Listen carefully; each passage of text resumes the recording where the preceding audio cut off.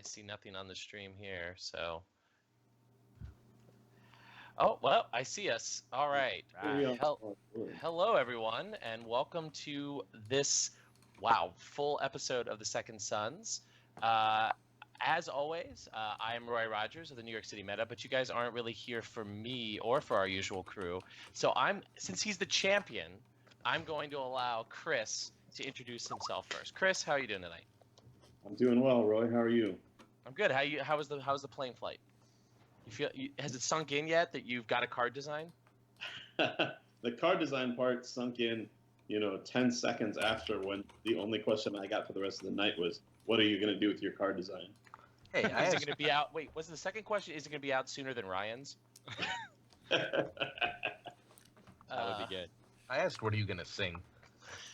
That's true. Yeah, Glazer got me on the karaoke question, so. All right. And then, so let's introduce him second, which is pretty typical for Seth. How are you doing today, Seth? I'm good. How are you guys? Good. Excellent. So, all right. And then we have our usual crew with us. Who wants to go for? Well, Sid, how about you? How are you doing today, Sid? How was Kansas? Sid's doing well. Got back from Kansas while everyone else was at Gen Con. Very jealous. A little sunburnt, but anxious to hear what everyone has to say about their experience. Pretty excited. Especially my boy, Chris. All right. And Buzz, how are you? I'm great, as usual. Thank you for getting up again at 4 a.m. for this wonderful I'm show. watching Dota, so it's fine. Right, so Buzz Buzz isn't really be paying attention much this episode. And then finally, last and certainly least, we have Aaron Glazer. Hello, and I'd just like to know this is no sacrifice for Buzz. He was on at this time yesterday, too. Yeah. For no goddamn reason. The week of the international, the weeks the of international, the international. Yeah, I am always awake. All right, so since we have probably one of our largest audiences in a while, let's just jump right into it. So last weekend was Gen Con, and the first real Gen Con of the second edition, which was kind of a pretty interesting experience. And we have sort of three people representing sort of three of the more influential North American metas here. We've got Chris Schoenthal, our champ, can give us the SoCal perspective. We've got Aaron, who can give the sort of New York, Canada perspective, and Seth, who can give us the DC perspective as much as they're willing to sort of share between now and Worlds. Seth, is it all right if we stream this? So Ask after Chris, I don't know. So after we talk a little bit about, I guess, sort of like what people's reads of the meta were going into the event, then we can talk sort of about how Chris and Seth's days sort of went. So Chris, again, since you're the champion, you get to go first. What was sort of your read of the meta before you sat down and actually played a game? What did you think you were going to see coming in, and why did you bring the deck you brought? So going into it, I actually hadn't really planned to go to Gen Con until about a month before, when I found out that a couple of the meta mates of mine were going as well. And we kind of sat down because I work for Comic-Con, which is right between when I decided I was going and Gen Con itself. So that was a little awkward that I was going to have to take basically a week and a half off to do work stuff. But we sat down, we sort of analyzed where things were.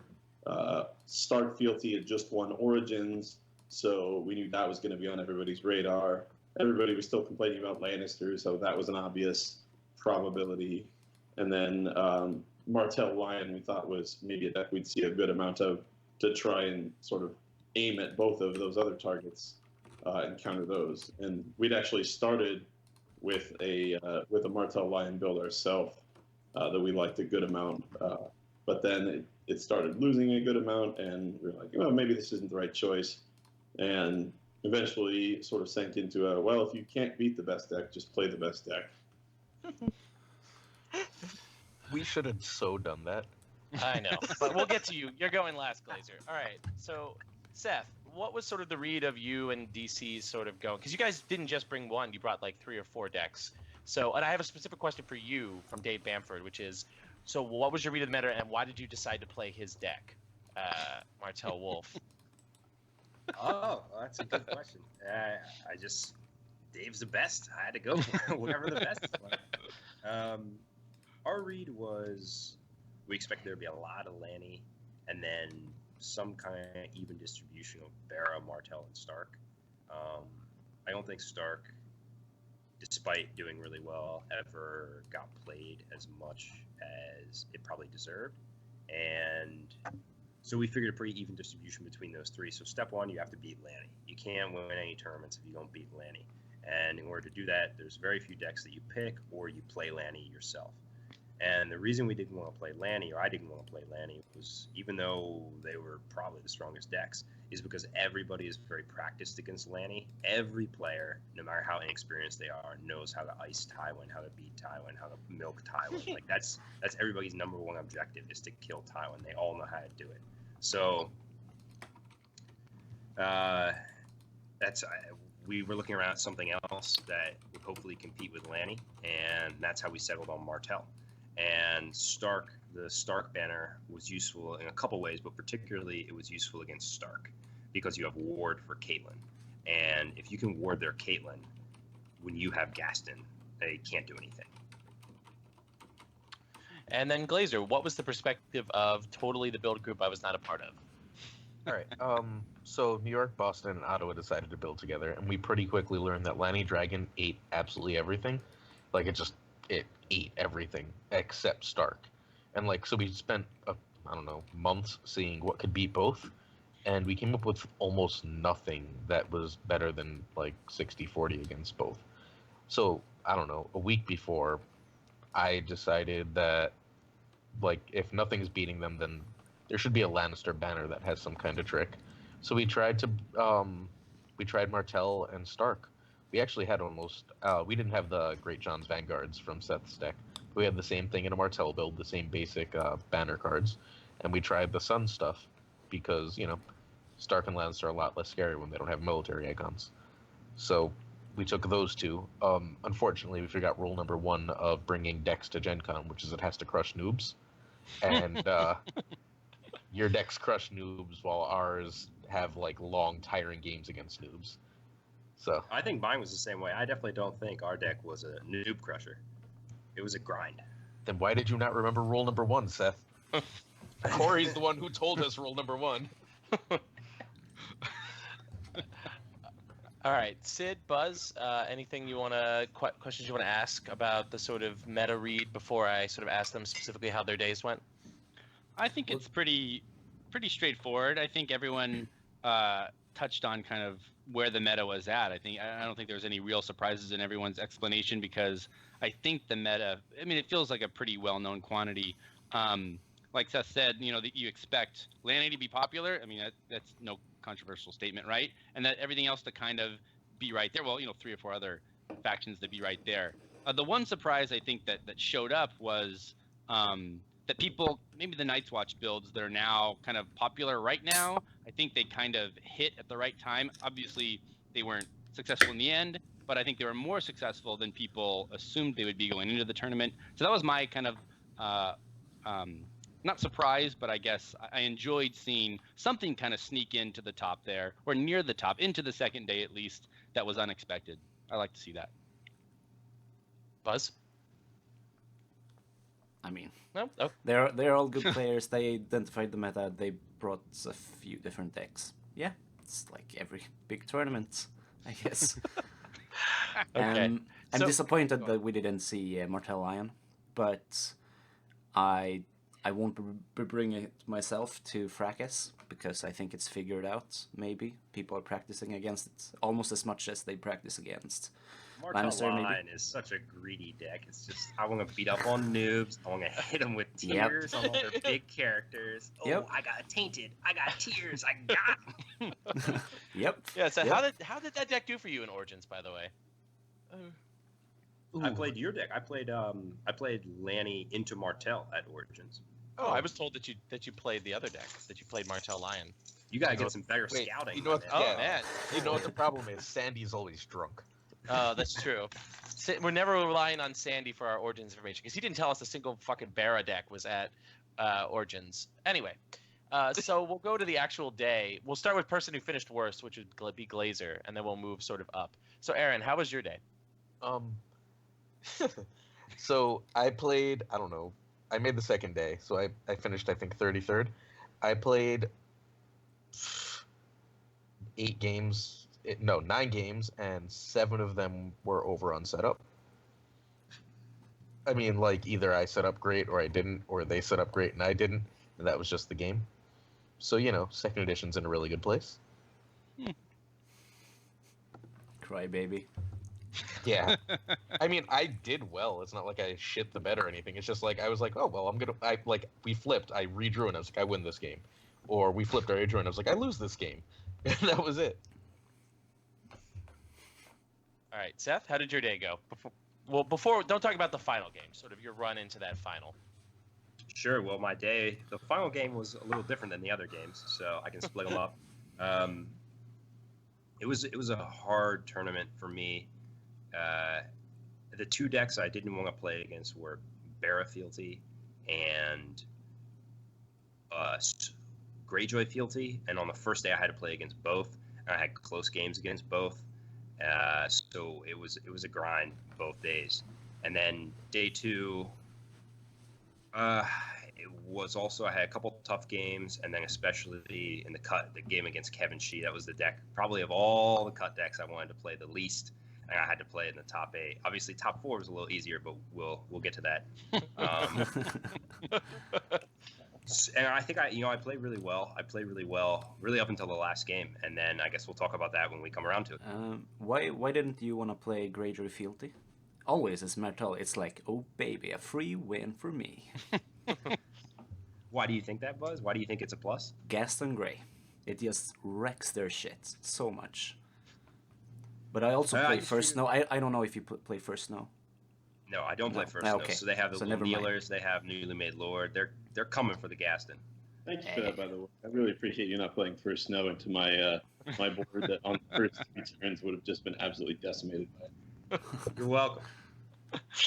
All right, Chris. All right, champ. So how did your day go up to sort of the top games?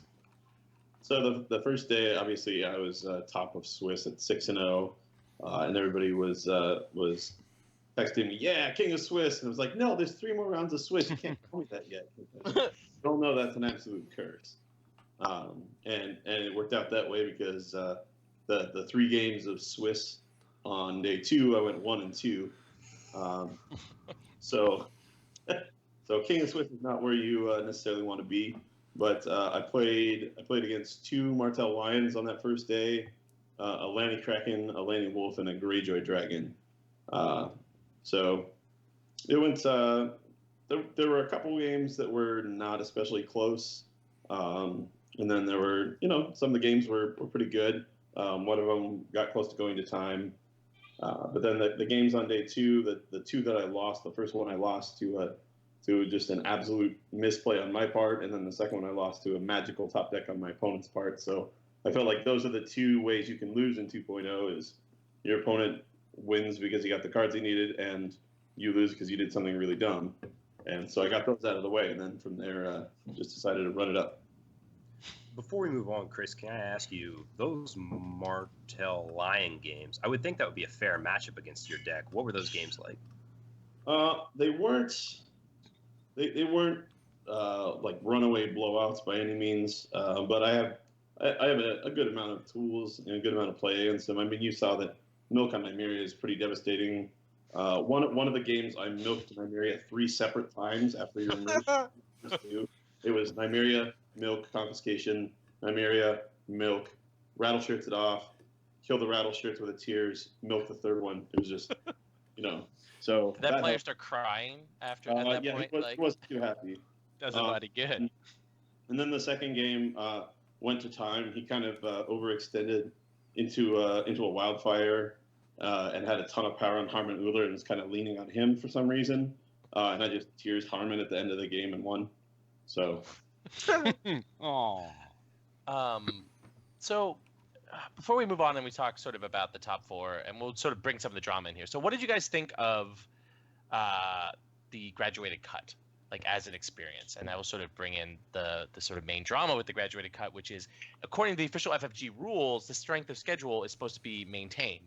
So some of those games that Chris had trouble with, for example, in the graduated cut, should not have happened. But between, while I guess they were partying on, Thursday night, the FFG employees lost the strength of schedule and had basically rebooted the tournament with the graduated cut. So it was random pairings for the first round. So what did you guys think of that experience? Since this was sort of the first premiere, I guess Origins is that awkward kind of somewhat premiere event. So no one cares about Origins. Okay. So anyway, no one cares about Origins. That we did a whole episode about that. So the first real premiere event with the graduated cut. What did you all think of that? So I'm kind of a tournament structure nut in the first place. I do the organized play for the Star Wars collectible card game, the Decipher one. We still have tournaments and stuff. So I'm the OP guy for that. So to me, I really enjoyed the concept of the graduated cut. It's something they kind of took directly from Magic's Grand Prix. You have to go X and so to make day 2, and then from there you may still not make the cut, but you have a chance to finish well and to get some prizes. And I thought they pulled it off fine, aside from, like you said, the software issues that they had. Now that, I think that possibly hurt Seth more than it hurt me, because there were only 3 6-0s, so I had a 50-50 chance of playing either of them anyway. So that wasn't as big a deal for me as it was for Seth, probably, who I believe ended up playing Kid on day 2. Is that right, Seth? No. So I played. There were 4 6-0s, and I played the other one. Oh, okay. There were 4 so that didn't, the first Fair one enough. that big. No, I was 6-0. Oh, Right. So it wasn't as bad as I thought. But overall, as a concept, I think it worked pretty well. The frustrating thing about being 4-2 and having to come back with no real shot of making the actual cut is probably a frustrating experience for some of the players, and I totally would understand that. But I don't know if that's necessarily something that you can solve easily. Yeah, I think you really only have FFG has one choice. You can either cut such that people who could make it don't play on day 2, or you can cut such that people who play on day 2 at the lowest rung can't make it, even if they win out. So it's kind of a damned if you do, damned if you don't scenario. Absolutely. But I personally just generally agree with Chris that a second day is really good, because even for people, just being able to say, even if you're 4-2 and go to the graduated cut and you have no chance of making the top 8 or top 16, be able to say, I made the second day at Gen Con, is it a legitimate achievement? And it's something that someone can build on, and then they can say, well, next year I'm going to work really hard to try to break. And giving people sort of clear milestones that they can do and build up their own sort of record and their own reputation at high competitive play is something really good. I mean, it may take some cultural change with Thrones to sort of start respecting the idea of someone breaking on the second day as being, the first step towards being a Seth or a Chris or a Simone or a Ryan kind of level player. Is, it's going to take some time. But I think overall, if they don't fuck up the strength schedule next year or at Worlds, it'll be pretty good. Glazer? Right. Simone doesn't count as a top player anymore. So you need to drop him from that list. Okay. That's Aaron? that's something that going into even in the regionals and store championship season, there was something that I had to grapple with a little bit. This is the first year since I started playing in 2011 that I haven't won a regional or a store championship, and so I was a little down about that. But then a couple people came to me and said, in 2.0 you can't expect to just have a win like that. Like it's I don't want to get into the it's a luck-based format thing, because I don't think it is. Obviously, I may be a little biased at this point. You can't say it now. But No more but, 2.0ing from making a cut, making all. a top 4 at a regional, is still a real achievement in this game. And I think your point to making a day 2 and having enough rounds of Swiss where that's an accomplishment is a real step forward for FFG's or play. Aaron, Sid, Buzz, any comments? In theory, I like what everyone's saying. This day 2 thing, but it's still it doesn't sit well with me that it could be mathematically impossible. If I'm at Gen Con, I've flown out there, I'd traveled there. If they were like, hey man, you're 46th place. I go, so is there any chance, like if all the top guys just go 0-3 and I go 3-0, can I? And they're like, no, you're not making the top 8. I would just say, well, then I'll drop. And I would do it amicably. I wouldn't be mad about it, but I would just say, well, I choose not to play, 3 to 5 more hours if I've got a convention that I can go do other stuff in. So I'm not mad about it. I don't think it's a bad system. I don't know how to make it better, except for to just lessen the graduated cut so people aren't in that position. But Wait, I need Quick someone who's follow-up good at question for math. Sid though. Oh, okay. sure. Would you do it at Worlds though? Would I do it at 'Cause Worlds? Worlds, they're doing a graduated cut at Worlds. Oh, I know. Yeah, I Yeah, know they same are. shit. If I end up like 46th, 47th, would I do? Well, maybe only because there's nothing else to do there. So like I'm flying out on Friday because I'm a firm believer that there's not much else to do there after Thursday.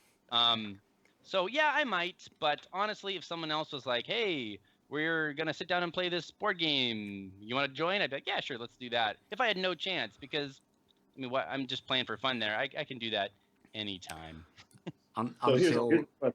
Wait. Here's a I need someone who's good at math. no one here. It's fine. No, No, no. Chris. Maybe someone in the chat. Is there a reason that like all the 6 and O's and 5 and 1s can't just move on to the cut and then like let all the 4 and 2s do a mini tournament to see who gets the last couple spots?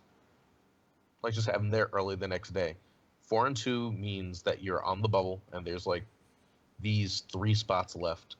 You guys play a tournament. Well, when you say the 6 and O's and 5 and 1s move on to the cut, are you The at real that cut. advoc- The real right. cut. So you're advocating at that point moving to single elimination. Correct. Okay, so my argument to that would be more rounds of Swiss with a smaller cut is a more accurate portrayal of how people did in the tournaments at large, and that's why you do more rounds of Swiss and cut to 8 as opposed to doing like 6 rounds and cut to 32, because then variance comes in. Then you talk about, oh, I got knocked out because I got one bad flop in my second game.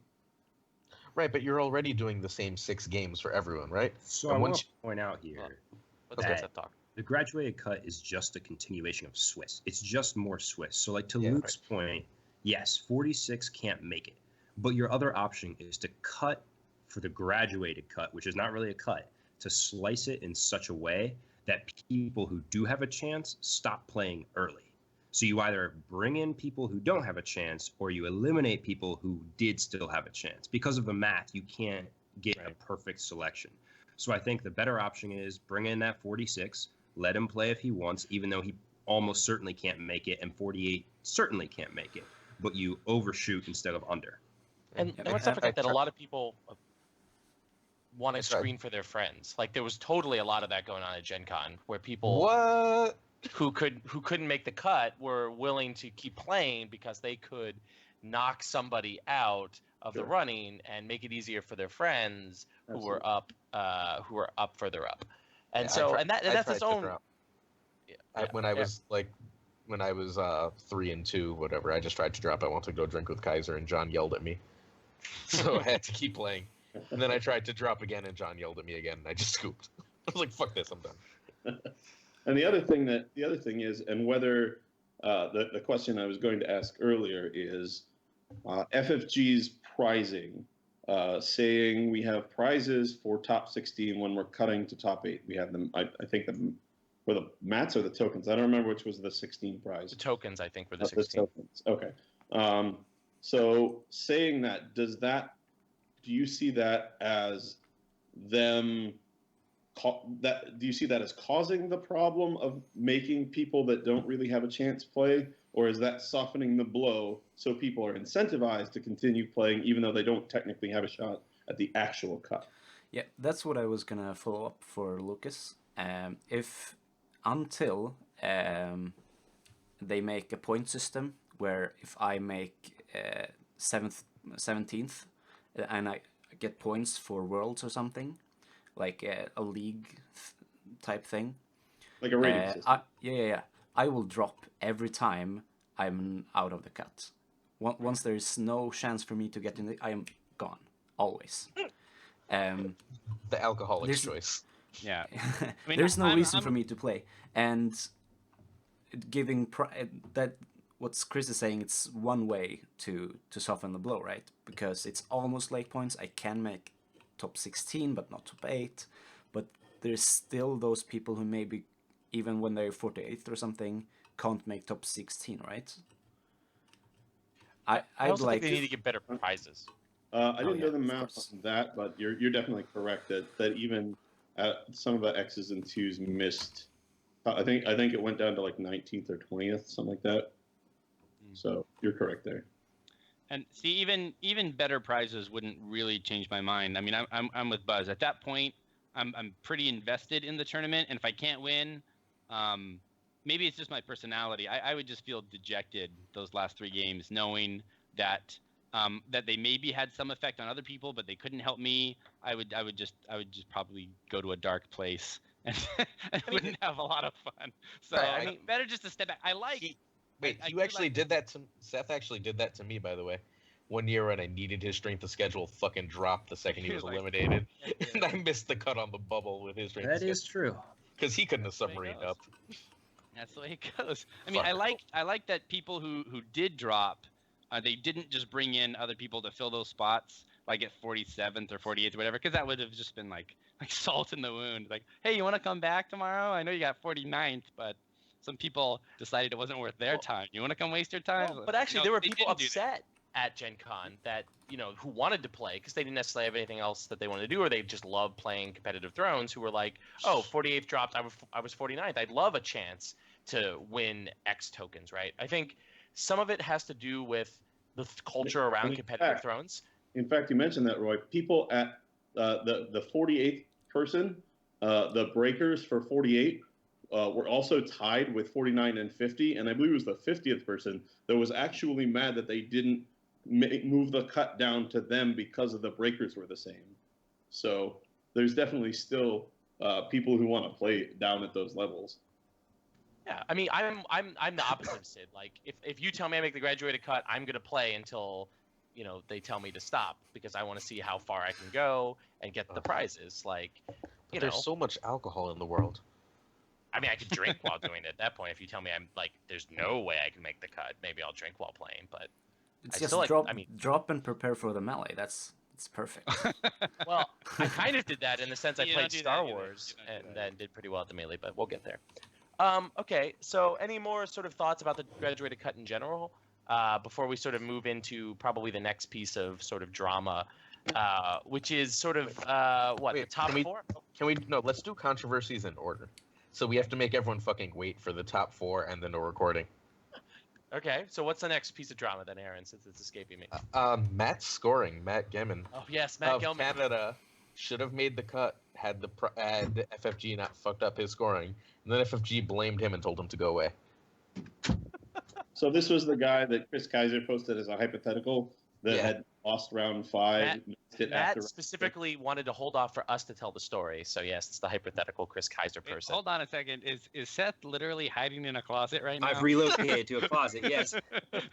Do your roommate / girlfriend think that we're being too loud? Is No, it I was just like I was last just days. preceding that comment, so I moved in as a preventative measure. He's got into the bunker. Like where did he go? All right. So yeah, the thing is, the basic is that I believe it was the last round of Swiss was the 5th round, right? Or was it there was 6 rounds? No, I went 3-3. They So posted after So the it's- 6th round the stats. right. Well, the 5th round for Matt Gelman of Ottawa and Thunder Bay was entered improperly, and Matt didn't know until after the 6th round that he was entered improperly. A win that Matt got for that round. Which was entered properly on the sheet, so there was no player error. Both players initialed the correct win. Was not entered properly by FFG.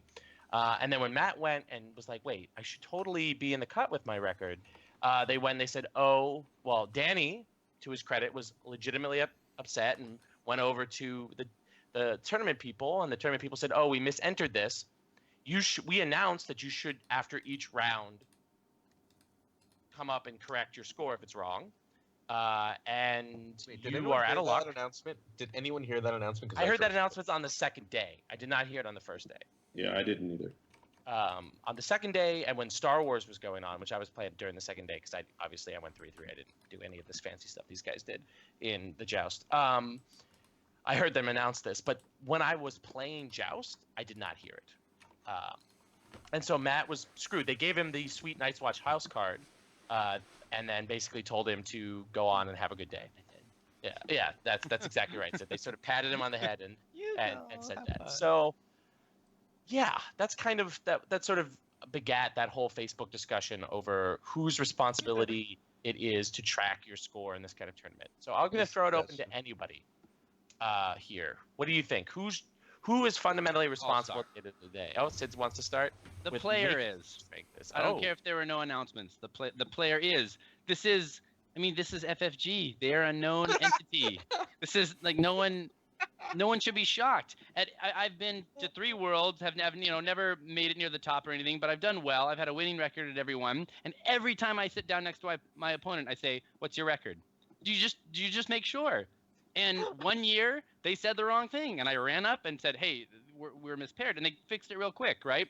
And that happens all the time. You just ask them, "Hey, what's your record?" It even has happened at local California tournaments. Mispairings, they happen, right? It's just a bunch of guys slamming keyboard buttons. They're gonna mess up. So you just ask your opponent, "Hey, what's your record?" That's what I've always done, because I assume someone will screw up. Someone will screw up. It's gonna happen. There's no question about it. I want to provide one quick counterfactual before getting into this. Is Lauren Fitch did exactly what Sid asked at Worlds last year, and then they consistently screwed up her pairings for the entire rest of the Swiss rounds. So she bubbled out of the cut at Worlds. 5-2, despite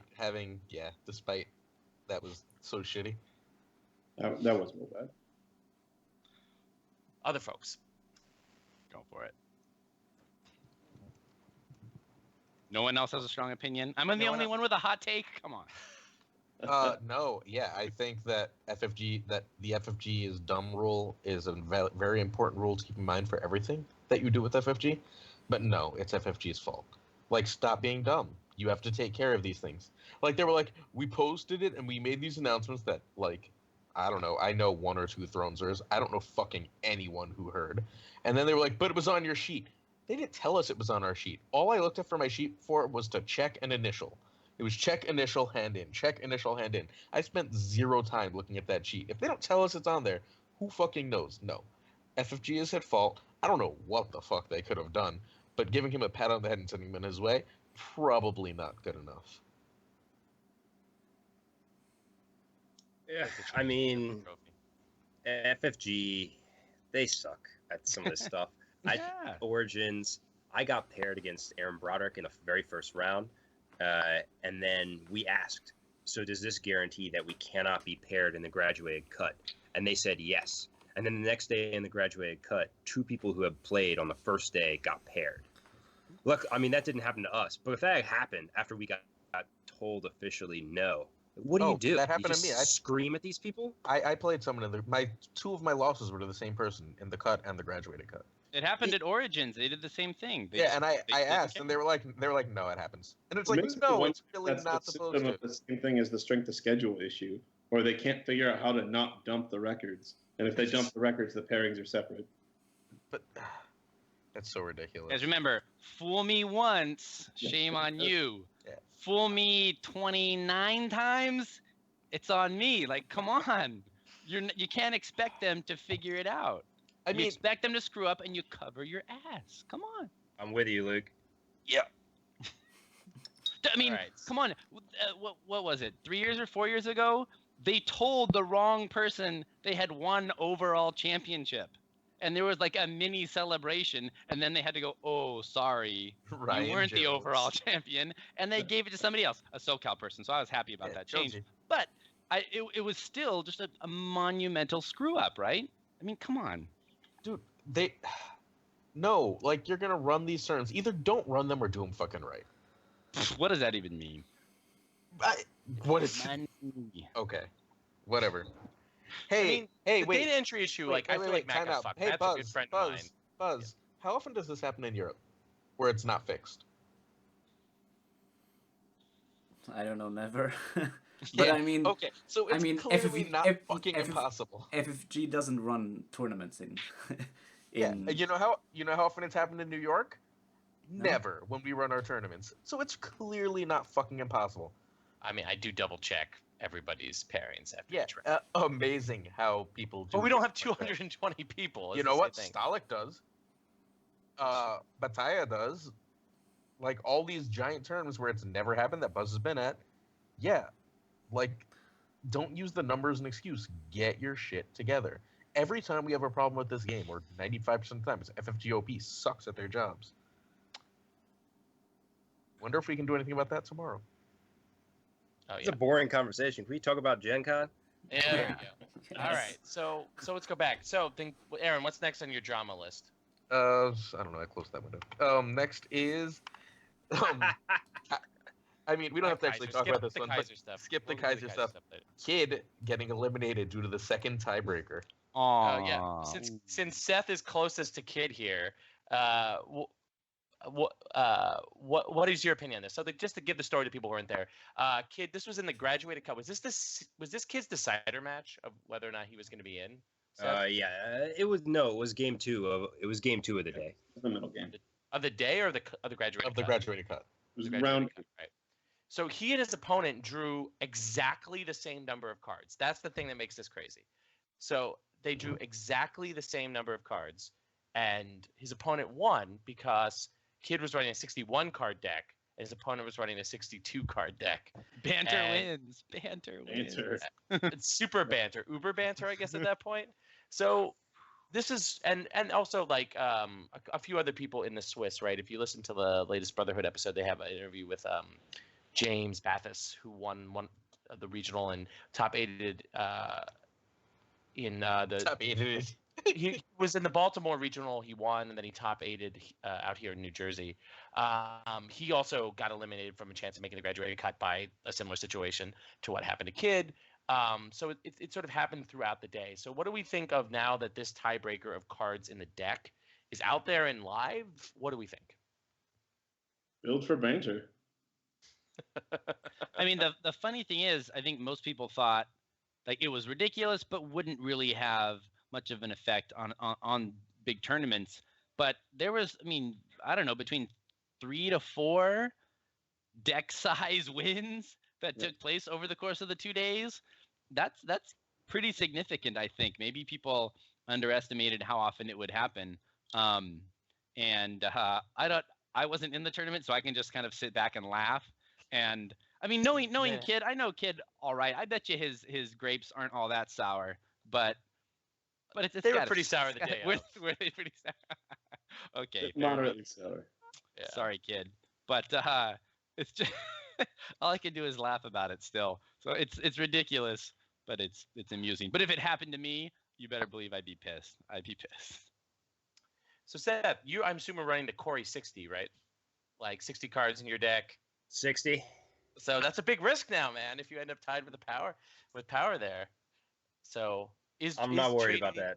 Are you not worried about it? So you'll always be up power, even if you go to time. Or lose. Or lose. He will be upper power because he doesn't have 61 cards, right? I drew the card I needed, not the 61st card. But my 61st card is Tywin, so I need to play the 61 cards. Yeah, 4th Tywin, that is pretty good. Yeah, but Magic deck construction now. All right. No, I think one of the lines of the rock box, Tywin. Oh God. Yeah. Oh yeah. That was spoiled today. What the fuck, FFG? It's like we're gonna give you the. I mean, Tiebreaker the best card in the game and a pillage card. Let's see which you play. We'll talk about that later. First card. It double helps you with the win condition. Against Kid. I just think tiebreakers are naturally, they suck. It's a game that's not meant to have the time limit, so they suck. I think the cards in deck is a particularly weak tiebreaker. They've linked it because it's technically a win condition, but it should be, I think, standing strength. Really, anything is better than cards left in deck just because it's a win condition. But it's fine. I mean, it's a pretty fringe scenario. It sucks. It's just it's part of the time issue. That's all it is.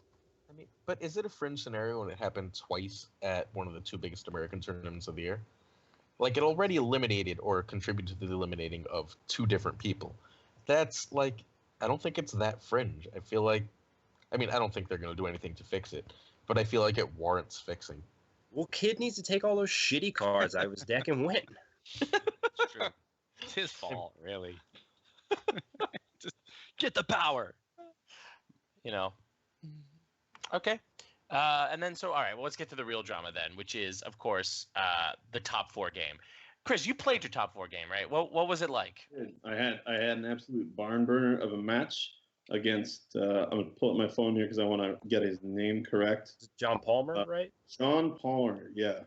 And he's apparently L5R player. L5R player who is into Thrones, biding his time until FFG re-releases L5R, and it was a hell of a game. It was a long game. It was a tiring game. And in the end, it came down to he swung for 28 military strength, and I had 31 military strength on the board. He had 4 renowned characters that would have won him the game had the challenge gone through, and I had 3 blocking and 1 off my renown. So it was not as close as Seth in my game, I don't think, but it was certainly almost as stressful. And Danny even came up to me after that game and said, if you need to take 15 minutes, breathe a little bit before the finals, feel free. Like that was a crazy game. Nice. What made it really easy for you to be able to take 15 minutes between the finals? Because something else happened in the top 4, right? Seth, how did your top 4 game go?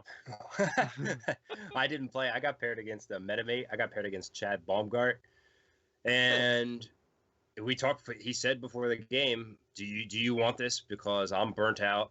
I have somewhere else I'm supposed to be anyway." And I said, "Yeah, I want it." And he said, "Okay, well, I'm not going to play then. I'm going to scoop." And I said, "I'll take it. Sure." I hear this was very controversial. Aren't you just higher on the list? Yeah, the pyramid. Doesn't matter what he you're thinks. At the top You're higher on the list. You ask me, I'm always on top of the list. Yeah, let's follow this thread. Where exactly did Chad have to be? Was it just like watching you play in the finals? Is that where he had to be? Where did he really have to be? He had to go. He had to meet one of his other buddies. I don't know. I mean, one of the other Wausau dudes. So we've got an allegation from Ryan Jones in the chat that you are all just different limbs of Corey, that you're an arm and Chad is a leg, and that's how this happened. What do you say to that? Nothing. I mean, I don't know. You can ask. Have you ever formed Voltron? Well, I think the metaphor is go through as a Cthulhu-like creature that has tentacles. You tried to form Voltron, and then 3 people got DQ'd for it. I understand. It was before my time, unfortunately. I can't take any credit for that one. That one, I don't know. I don't really get the controversy because it was Chad's choice. He offered it to me. He asked Danny, and Danny said it was fine. So, people want to cast these aspersions on me, like, "Oh, Seth, you didn't deserve it." And I'm like, the dude offered. I said yes. The judge and game designer's there. He says yes. Whatever. At the end of the day, you can't force somebody to play. You just can't. And that's why concession's a legal end of a game. Like, I don't hold it against you necessarily. I mean, you get. I think you're lucky that you got a break, but I don't think that I'm not mad at you about it. I don't think you did it maliciously, obviously. I see Ryan in the chat. I actually think I had a worse matchup against Chris than Chad did, and we didn't actually talk about the matchup, but I think I had slightly worse matchup. But it was close. I mean, in 2.0, it's not like 1.0. It was a close matchup for both of us. I mean, we do have to recognize that the meta mate concession is kind of a hallmark of DC's history, right? I mean, we can all just agree that is part if Chad had a big plus matchup, I would have scooped to him. Would you have? Well, you didn't know what the matchup if was. I was allowed, if I asked Danny, and I was Lanny and Lanny. I knew it was Lanny and Lanny. Yeah. You could just play and wait for the other match to finish, and then when you see who wins, you can just hey, good game, man. Yeah. And I don't even say it to criticize. I just think it's part of the it's like part of the strategy, right? It's part of the team approach. It wouldn't be a real American tournament without DC scooping to a metamate. Right. Look. It would feel all time in the cut where the DC is actually just not playing the game. Stop. All this is bullshit. Because going into the last round of the graduated cut, everyone was like, you know what? Whoever has the higher strength of schedule and is going to make this top 8, just go ahead. I know at least 3 or 4 people who are just like, you know what, fuck it. Like, if you're going to make the graduated cut, you've played better than me so far. You've got a higher strength of schedule. Yeah, I mean both Seth and I got a concession in the Swiss rounds as well. Seth got a concession from Kid. I got a concession from you, Aaron. So I mean, it happens. Like, so just like, if a lot of us do it, if you don't like it, fucking too bad. Like, honestly, people, like, if I can't win, I want one of my friends to win. If Chad felt like he couldn't win or was too burned out or too tired, just didn't give a shit, he felt like his friend could win. And, you know, as usual, his friend came in second. So it was all worked out in the end. I think But also the life fact that they found got a rid of way mod, to kind of reestablish a balance. I agree with that. Yeah. the fact that they got rid of mod losses though also encourages just straight up concessions, right? Because it actually hurts in the Swiss. It actually hurts your strength of schedule for your opponent to particularly in the early rounds, right? It hurt if you want to try to climb up from your first round loss. It hurts your strength of schedule for your opponent to have a mod win. Yeah. So it's best that if you go to time and you know even before Danny or anybody comes to start counting cards or whatever the fuck they're gonna do, just concede. Just be like, look, it's gonna help my schedule. If I'm gonna climb, that's awesome for both of us. And if I don't climb, then you know what, whatever. But then you can go off and do really well in the tournament, right? And that's what I did with Chad. Chad and I went to time. I barely had any power in my house card the whole time in the first round. I held him off, but we went to time. But instead of taking the mod win, I was like, nope, Chad, just take the full win. Like you outplayed me, I grinded you to time, but whatever. Like it's gonna help your strength schedule, and if I climb, it's gonna be good for me. I didn't climb, which is fine. Whatever. That's on me, not on Chad, right? So I think that it's sort of the problem if you're really concerned about these sort of scoop issues is the getting rid of the mod loss. So there's now much less of an incentive to just not scoop if you're going to lose. But I think that's good. I think that's a net positive. I don't think that it's a bad thing that this is the world we live in. Like my first game of day 2 was against Nick, the Barra Fealty player who made top 8 as well. And we were probably 10 minutes, 2 turns from time.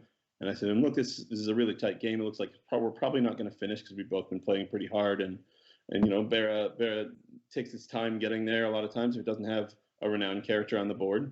I said, do you want to agree now, 10 minutes before the game ends, regardless of our board position, if it goes to time, the loser concedes and gives a full win. And he agreed, and that's what ended up happening is he only got to 13, and he freely agreed that if the game had finished, if the game hadn't gone to time, that I would have won because I completely turned it. But it went to time partially due to a mistake that I made. I'll admit that too. But I think that the mod loss situation serves as a further incentive to get people to draw the game out and go to time, as opposed to being a negative thing. So I'm glad mod losses are gone. So the SoCal meta, they aren't dropping this, but it's a top 4 thing. It's a single elimination scoop.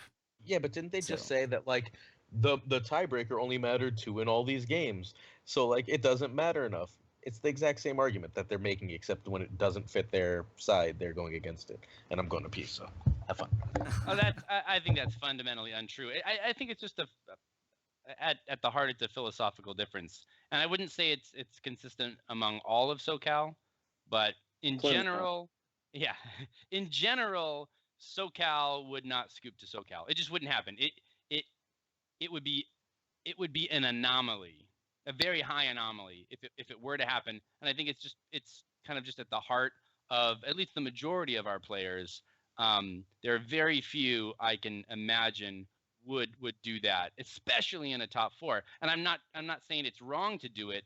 I just think it's maybe one of the big differences between maybe our meta and the DC meta, of which there are many, but that would be one difference. Okay, well, I'm going to push you a little bit, Sid. Okay, I understand not doing the Chad situation, which is in the top 4. Like, I think that's the first time that's actually happened with the DC guys, is like that you didn't play a game in the top 4. In no comment, because you guys have knocked each other out before. Yeah, right? I don't think that's the first time, Roy. You need to your history needs to go back further. There has been DC dancing for sure. For sure. DC dance, but they played a game in that situation. Yeah, right. they're They played a playing, game, but the game was Well, already over when they did they sat play down. a game? Did they play a game? though. Okay. No. Well, cards were shuffled and played on a table, right? That's normally a game, right? But anyway, my point is this. So, okay, excluding the top four situation, you're saying that in SoCal, say in the final round of Swiss, one SoCal person who has no chance based on the schedule of making the cut, even if they win the game, and a SoCal person who does, if they win the game, has a chance, you wouldn't scoop.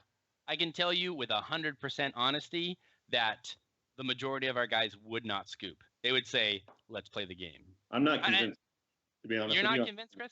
Has No. that ever happened in a tournament that you've played in SoCal among SoCal guys? Yeah, I'm not among talking about in SoCal. guys, I'm talking about at that's Worlds, stupid. GenCon, among Origin, SoCal guys, it could never happen. I mean, SoCal has been playing at Worlds a long time, and it's never happened.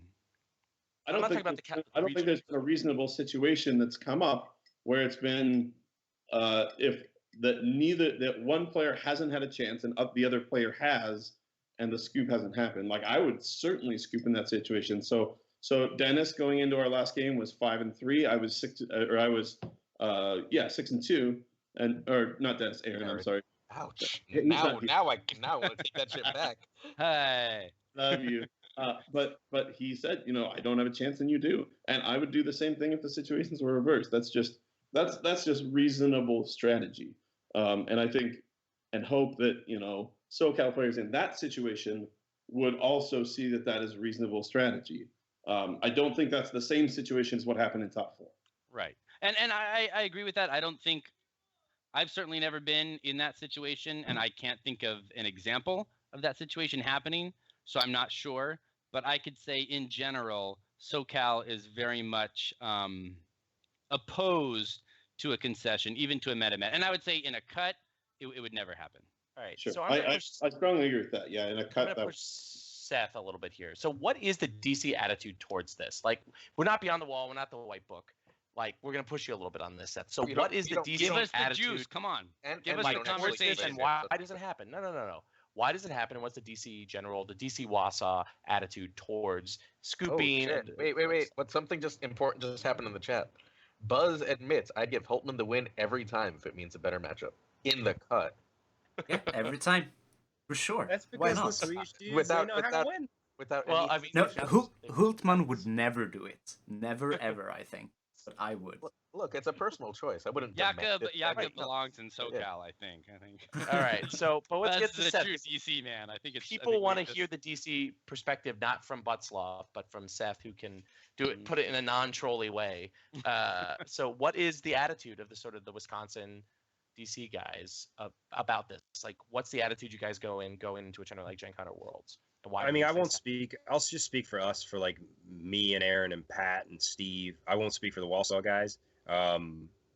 They have their own beliefs. Obviously, so does all of our individual members. But mostly, it's just to win. I mean, it's best. Whoever gives you a chance to win, whoever gives you the best chance to win. That was definitely a part of it with Chad. Is he felt burnt out. He felt like he did not want to play our game. He was burnt out. So the expectation that he's going to grind with me and win, and then want to go and play this long, stressful final, he didn't want to do that. That was part of it.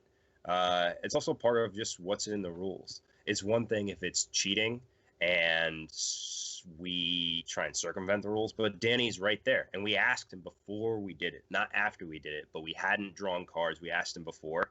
It wasn't cheating. So people feel like we've cheated the spirit of the game, but we don't feel like that. We feel like we observe the rules of the game, and it's just another step for us to try and win. So I think what's really key there is the pronoun Seth was using. It was a win for us, and that's ultimately what it comes down to. For Thrones, for me, for Seth, for apparently Buzz, for Roy to an extent. I don't know. You've never come out strongly on this, so you're always a diplomat. So I gave you to an extent, but isn't us? It's about us winning. It's not necessarily about me winning. It's about us winning. And at the end of the day, like, part of the reason I scooped to Chris is I wanted one of us to win. And if one of my us wasn't going to win, then like a first player friend was going to win. And I told Seth that when I left, I was rooting for him too.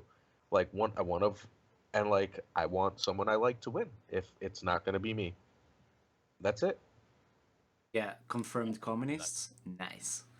I'm 100% in team Yeah. people. If Number one, I want to win. Un-American. Then I want my build group to win, and then I want people I like to win, and then other Yeah. people. Like The in Swedish that order. meta, when we go to Stalek, especially our team captain Pontus, he's always saying, "Okay, let's win today. We win today. Doesn't matter if he does bad. Team does good, right?" And everyone are so happy when the Swedes. Okay, so when the Swede makes the cut, it's not all of the Swedes. It's some Swedes, but everyone are equally happy. They're disappointed in themselves, of course, if they don't make the cut, but they're so happy afterwards for the other Swedes. The chat is just I love the chat right now. Yeah, so apparently so more about SoCal my- is calling you out, guys. It's so good. I mean, we've come to like a point where we really can't go any further. Yeah, I think, Except Heinz is gonna talk about a bunch of rules that no one cares about. So we can move on from that. although we actually, well, we have Joe's Alex as a actually the live devil. listener. Amazing. It's that would Yeah, be, I love it. The Joe's Um, actually the devil. That would be whatchamacallit, the podcast. Joe Miranda. Yeah, the shitty podcast. Yeah, Brotherhood. There we go. No I one, couldn't no think one of the ever. Remember, this podcast is on the record for defending the collusion that the Brotherhood guys did. We just liked them for other reasons. Anyway, so I think then I let's just talk want about. to point out though, some of the scooping stuff is overblown. Last year at Gen Con, I got knocked out by Aaron in the top 16. Not me. Steve Brother. got knocked out by Pat. Rick Yep. got knocked out by. I mean, everybody. We just all beat each other. There was no scheming or collusion. Like Steve, he had a design, but he was still going to take it down. Dan knocked Aaron out last year in the Swiss of being able to make the cut. So Yep. I don't think there's a grand conspiracy. I just happens. Yeah, I mean, So- and if all other things are equal, then I agree that I wouldn't scoop. It's only in that very specific case where I don't have a chance and they do that I'm interested in it, and that speaks a lot to what Andreas was saying earlier. Here's maybe you guys will believe me, maybe you won't, but there's a situation where I would have scooped to Chris if I was playing him in the top 4. If there was a matchup on the other side and it was like two guys who never play 1.0 or who I didn't like. Not that there's people who don't play 1.0 who I don't like, but let's say it's just people I'm like, I do not want these people to win. And I'm looking at his deck and I'm like, man, this could be a big win for this portion of the community. I would have scooped him. If it was a big matchup difference, if it was like, I can't win this, but he can. So now Well, we're confirming 1.0 elitism. I love Yes. I am. Oh, a yeah. 1.0 Oh, are you elitist. kidding? Yeah, we're, Oh, yeah. we're all 1.0 I think elitists. I think this it. On is- some yeah. level. I'm a CCG elitist. Screw you guys. And I wouldn't be happy with that, but I absolutely believe you, Seth, like 100%. All right, so let's go to the last controversy so we can get to the sort of puppies and unicorns section, which is the amazing game that Seth and Chris played, which is Seth's refusal to be recorded in the final game. So the most we've gotten out of Seth about this is Seth through Simone's phone. So Seth, why Wait, did he really get that? I What? That's so Yeah. fucking Yeah, fantastic. Seth was posting on Simone's Facebook Please, account. Oh Yeah. man, why would you Yeah. ever let? Okay, go ahead. So Seth, why didn't you want to be recorded? And so what like that probably is actually more controversial in many ways, thanks to our friend and the guy who drove Aaron and I to Gen Con, Dennis Harrison, Who Chris thinks formerly is DC me. Dennis. What was the logic that you had behind not wanting to be recorded in that final match? A couple reasons, mostly just anxiety. I won't really get into it, but I just didn't want to be recorded, especially after last year at Worlds. That was basically it. And so the way it went down, the story of how it went down is I asked Danny, I explained to him, I said, I don't want to be recorded. These are the reasons. He said, I think that'll be fine. This is while Chris is still playing the top 4 game. So then he goes and asks Zach, who was, I guess, kind of running at a higher level all the FFG events at Gen Con, that he comes back and says, yep, that's totally fine. You don't need to be recorded. So I've got permission to nix all the recording prior to the conclusion of the top 4 game. The team... Here on a point of order, FFG was not the ones doing the recording. This was not an official recording. This was Rob and this was Dennis. So this is, I'm interested to see going forward, like if this happens again at Worlds, is FFG still going to be okay with you not being on camera? I have no idea. I mean, I asked them. I assume they were the source of permission, and they were the ones who would say yes or no. I mean, there's no way Dennis could do it if we don't want to, right? So, Of course, of course. I think Worlds is different. When we all buy our tickets for Worlds, I think it specifically says It there, is. you agree to have your image and likeness and video in their media. So I think that would be a different situation. Yeah. Not at Gen Con. You don't do that at Gen Con. Right. Sure. So Although you Seth, do what for the Oh, go Gen ahead, Con Chris. itself, the badge says on the back that you agree to be recorded. for Gen Con's purposes, I but not know. for FFG's purposes. Got it. So Seth, but what was it about the World's experience that you didn't like that led to you like, let's push a little further than, since Alex is in it, than Alex would if you were on Beyond the Wall right now. So what about Worlds being recorded? Because you were recorded like 9 times. I feel like I should be undergoing hypnosis here, man. Yeah. So what was it like? The keyword you said was anxiety. I want to know the source. Is that intra meta anxiety? Does DC abuse you, Seth? When you lose a match do you like feel that? like you didn't play as well because your match because I watched you on a recorded match beat Kaiser and beat Bamford and then not be able to meet Jakob. But beat Jakob. But who rather. can? Yeah. So what do you think? What was it about that World's experience that sort of led into you not wanting to be recorded at Gen Con? I will decline that question. I don't want to get into it. I mean, it's personal. But I didn't want to be recorded. But I don't think it matters. I could have won it for any reason. But I went to FFG and got the permission directly from the people running and organizing the event beforehand. So That's what I would say. I have a question from you from Death Jester 26, who clearly made that screen name when he was 16. You don't know who that is? Yeah, of course I do. Of course I do. Had the game been recorded, how many more cat memes would we have? And did that play into the decision to not be recorded? Cat memes was that? No, I feel like there are not many at all? cat memes. Eric makes those cat memes. There are many cat memes you guys have never seen. There was one from last year that said it was one of his cats at the table and me there, and it says, "Train super duper hard this time, still scrubs out in top 16," and it's me like holding a glass. And then he had to get rid of that one once I made the final. So throw it out to the boys before we talk about the final game more generally. So what do we think with the about video stuff? Can I just wrap it up? So Of course, so Seth. what actually happened though is, so I'm thinking there's going to be no recording. It's not going to be done. And then Chris finishes his game. He takes his time. I go to him and I say, "Hey, Chris, I talked to FFG. I told them I do not want to be recorded. They said that's fine. They're not going to record it." And then Chris said, and stop me here if I'm getting it wrong, Chris said, "Well, I would like it at least for my personal use. So can we record the game and not have it publicly posted, but just sent to me?" So That's correct. I would frame it basically, I could have told him no there, and I have FFG supporting me. They already told me I don't have to be recorded. But I get it. I get why he wants that. It's his right. He's in the final. I sympathize with it. So I say, yeah, that's fine. So I really want to thank Rob St. John also, because he was nice enough to record that game.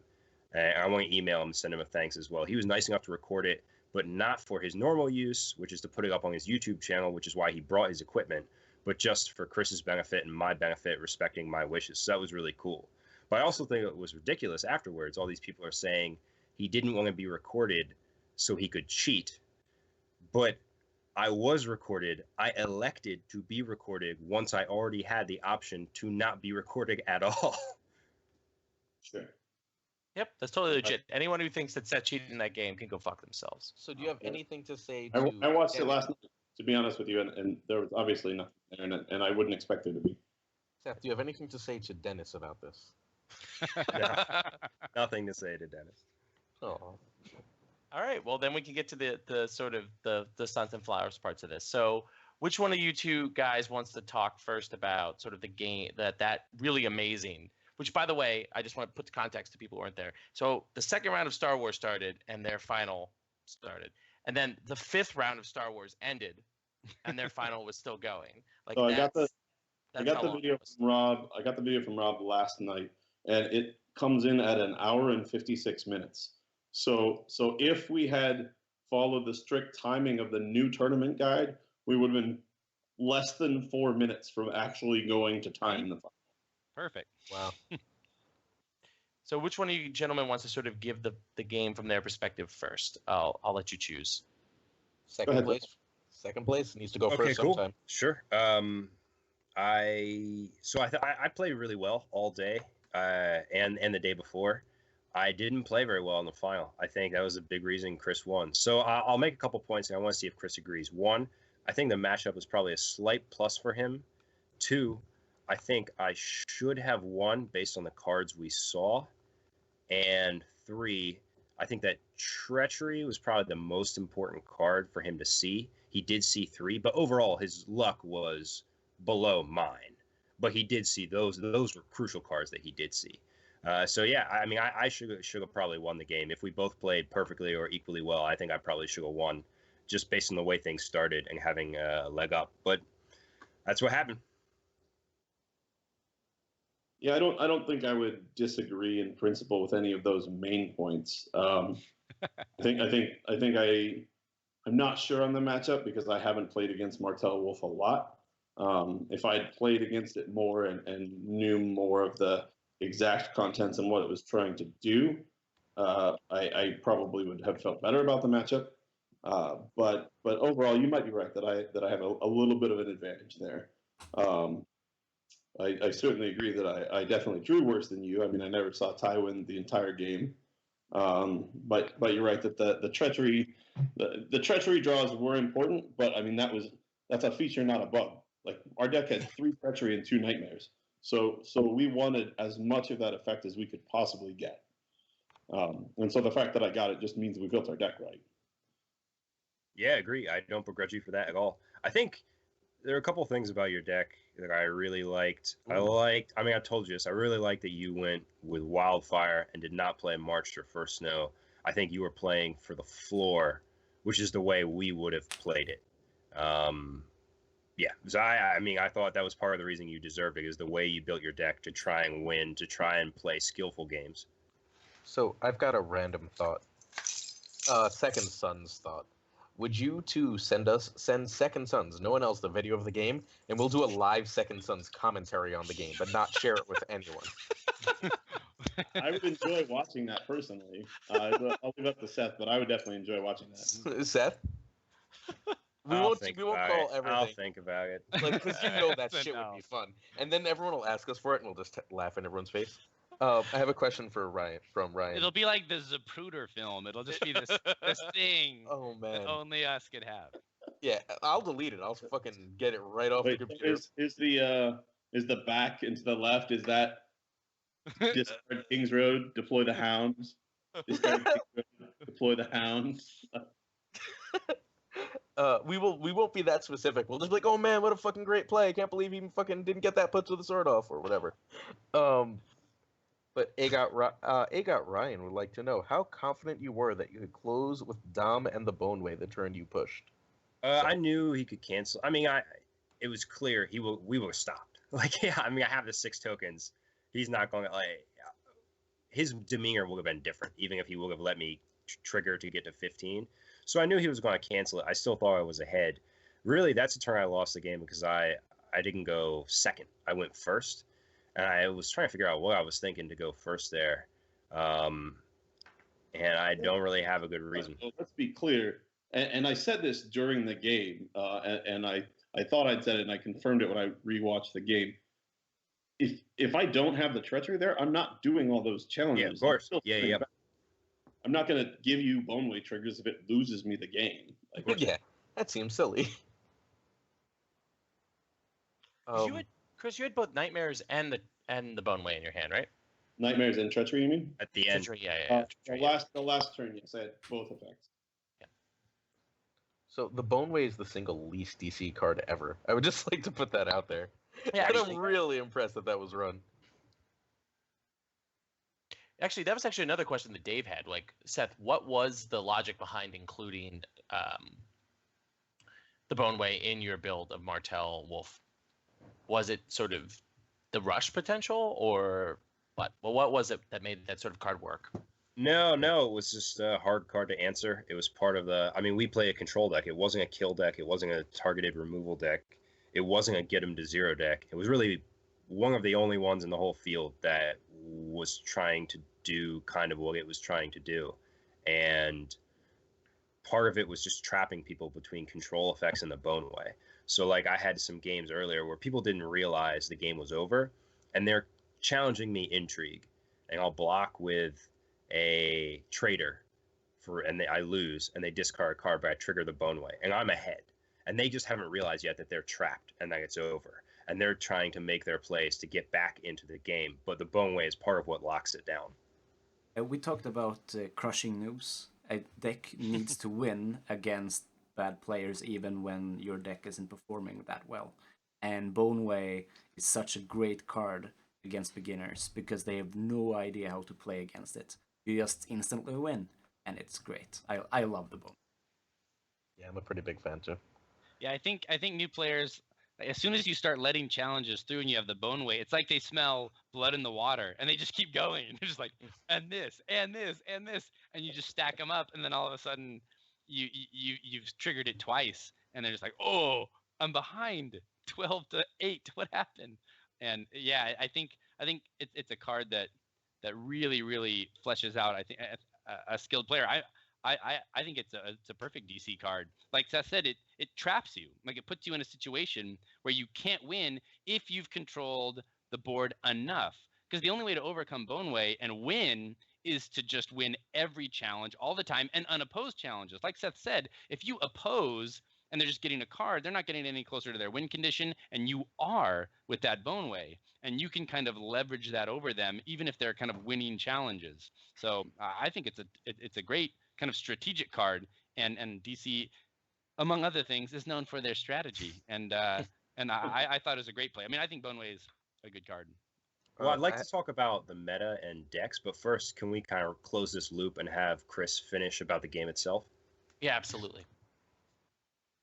So, Chris, what else would you like me to talk about? I guess I would start by saying I concur with your statement that you probably lost the game on the turn that I played trading. And I played March. And you played March, yeah. Because that turn you knelt out, and I got from, I think it was 12-2 at the start of that turn, and it ended the turn like 11-9 or something like that. And that was really the turn where the door just reopened for me. The 2-claim plot didn't hurt, but I didn't do a lot on the 2-claim turn. So I definitely agree with you there that was a tough turn. I do think my board that turn was pretty good, but the unopposed power was really what kind of reopened the door for me. Obviously, I made, you said you didn't play good. I certainly didn't play that well myself. I missed, I think I saw 2 Tyrion triggers on the replay. Yeah, I saw you missing them. Your buddy behind you was not pleased. Yeah. No, that was just so dumb. I couldn't believe it. And both times I was like, I can't believe I missed that. And then there was the one, Buzz, now would be the time to queue up the picture that Seth sent you. Yeah, I'm ready. So yeah, I missed a Jorah Renown. And then I also, obviously, marshaling the Hound was clearly the biggest blunder. Dave Moran, the guy who was sending the Discord play-by-play back to SoCal, showed me the chat logs for Discord. And the chat logs after I marshaled the Hound were like, wait, what did he do? Why did he do that? Like, I was sitting on 8 gold. There was literally no reason for me to, other than just pure absurdity. Like, looking back on tired. No idea what I was doing. Would you tell everyone what happened? Because we didn't. Seth, what did you do after you marshaled I'd assume marshaled the Hound, and I crunched on him. I warded the Hound. It was on. It was on his.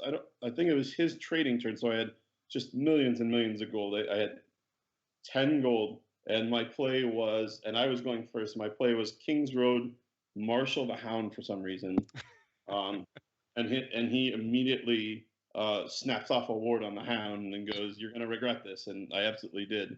The interesting thing that turn was I had Ill and Pain on the board, and he warded the Hound and then immediately said, "Let's go to challenges." And I said, "No, I have an action after you play ward." And I tanked. I looked on the video. I tanked for 8 minutes there on what to do because I had a duplicate Hound in my hand at that point. So if I kill my Hound, I've just killed a card in my hand as well. And I ended up not killing the Hound there. I ended up killing my own, or killing his Dane Knight that had a power from Eddard earlier in the game. And I think that was, obviously, looking back on it, was clearly the right play. Because even though he wards the Hound, it's stuck it's stuck where it's at. Like he either has to march it off the board, which he ended up doing, but he can't really use it for challenges, or he just gives it back because he doesn't have any cards in hand to discard to his trigger. But that was obviously just a horrible misplay on my part, and I'm very fortunate that I was able to dig out of it. So the funny thing is, I actually wanted you to Illimpain the Hound, and the reason I said that and tried to rush you, I knew you were not going to be rushed. So I was hoping you would like snap react back and crunch on the Hound with Illan and leave me with the power on my little dude. So I tried some next level stuff there, but it did not work. Chris, can I ask a question about your deck? Why were you running Mance? Oh, you're in that? Good, thanks. Mance is a delight, to be quite honest with you. So he was almost vestigial to some degree. Our earlier build from it. I don't want to talk too much about this because I'm stealing from a Johnny Wright White Book article that's going to go up later in the week. But He's excited about that one. The build immediately before it had multiple winter plots, had a second Mance, and had a third Wildling Scout. And it was a little heavier on that tech, but the winter plots obviously help counteract Winterfell. Mance is another body. But really, I was so happy to have him in that deck. He overloads the Martell icon removal so much because he's another Tricon that you have to deal with, which is just crazy difficult. And he's just another big body with Renown to help close the game. So I think 1 is the right number. I don't think I would go more than that, but I wasn't unhappy to have him in there. Can someone explain the picture to me? Oh, so the picture was basically early in the game. My board was absolute garbage. It was like Tyrion, 3 reducers, and Jorah. And I blocked a challenge with Jorah, and we moved along in the turn, and then Seth casually later in the turn points out that I missed Renown. So of course I try and put Renown on it, and he goes. So it was actually Danny. Danny was the one. He says you missed the force. No. You pointed out to him, to me. Oh, did I? You missed the Renown, and I tried to put the Renown on, and you said, "Wait, isn't Renown optional?" And then Renown is optional in 2nd edition, so. And then, but he still had to trigger his force reaction to get the token because that is not optional. So that's I thought Danny brought up the force reaction. I'm pretty sure Danny said you missed the forced, and then you were like, I used Renown. He's got the video. We'll see, yeah. But either way, it was pretty funny because it was funny because later in the game, Jorah was still out, and I very carefully claimed Renown on him. It was fun. So, were you running any winter plots? Yeah, I had Winds of Winter in there, and that was my only winter plot, and it was very good all day. So why Winds of Winter over the Long Winter? That's a Johnny Wright question. You're stealing from his article. He's gonna fucking cut you. I got the champ here. It's not a Johnny Wright question. Long Winter's a garbage plot. It's so bad. Like the benefits that it gives you, the 1 extra gold, don't outweigh the fact that you're fucking your own power, and the reserve on it is garbage, and so is the initiative for that matter.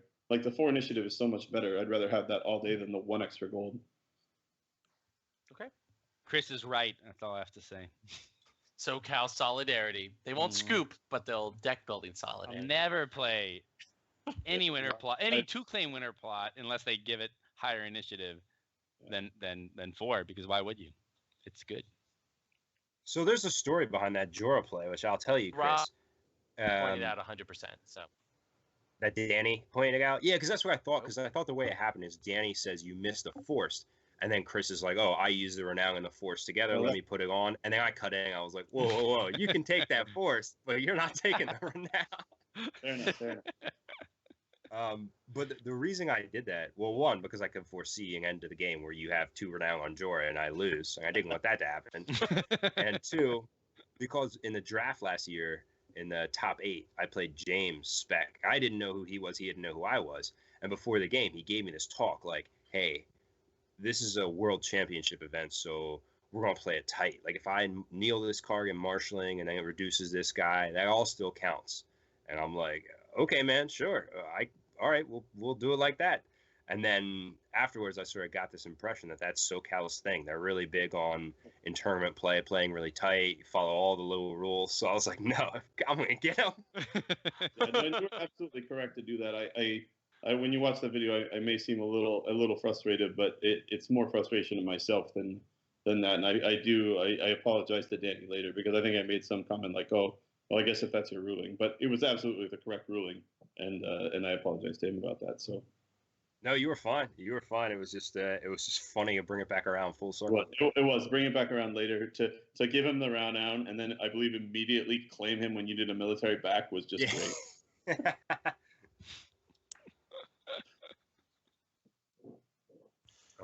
All right. All right. Any lingering controversies about the joust? Not about the joust. We have to go into melee controversy. Ooh, melee. Well, I have more joust stuff I was going to talk about. Do you? All Go right, for it. Go for it. Bring it, yes. The joust is what people want. So. So I was going to say I thought it was an interesting final matchup because it was really a meta and a tournament of primarily big dude decks, so lots of big guys, and then a few decks trying to prey on big guys. So ours was one trying to beat up on big guy decks with cards like Gaston, Wildfire, Icon Strip, Milk, the Boneway, and Kevin Shees with another one in top 8. He had Varus, and that was an awesome deck. I loved his deck. And then the Night's Watch one as well that a bunch of the Wallsaw guys were playing. And I think that the meta is really built for the big guy decks to be better. They're a little bit better. But the reason before I didn't want to play them, I thought people were more practiced against them. And I thought it was fitting to have a big dude deck and then a non-big dude deck come together in the finals. And just the fact that I could have won that game points out that it could have been done, maybe not by me in that situation, but it could have been done by a non-big guy deck. Well, if Chad didn't scoop, it would have been a big guy deck against a big guy deck in the final. So really, maybe. Oh. Sorry, I didn't throw shade in a while. Had to. Good. I had a point, but the beer has made me slip it.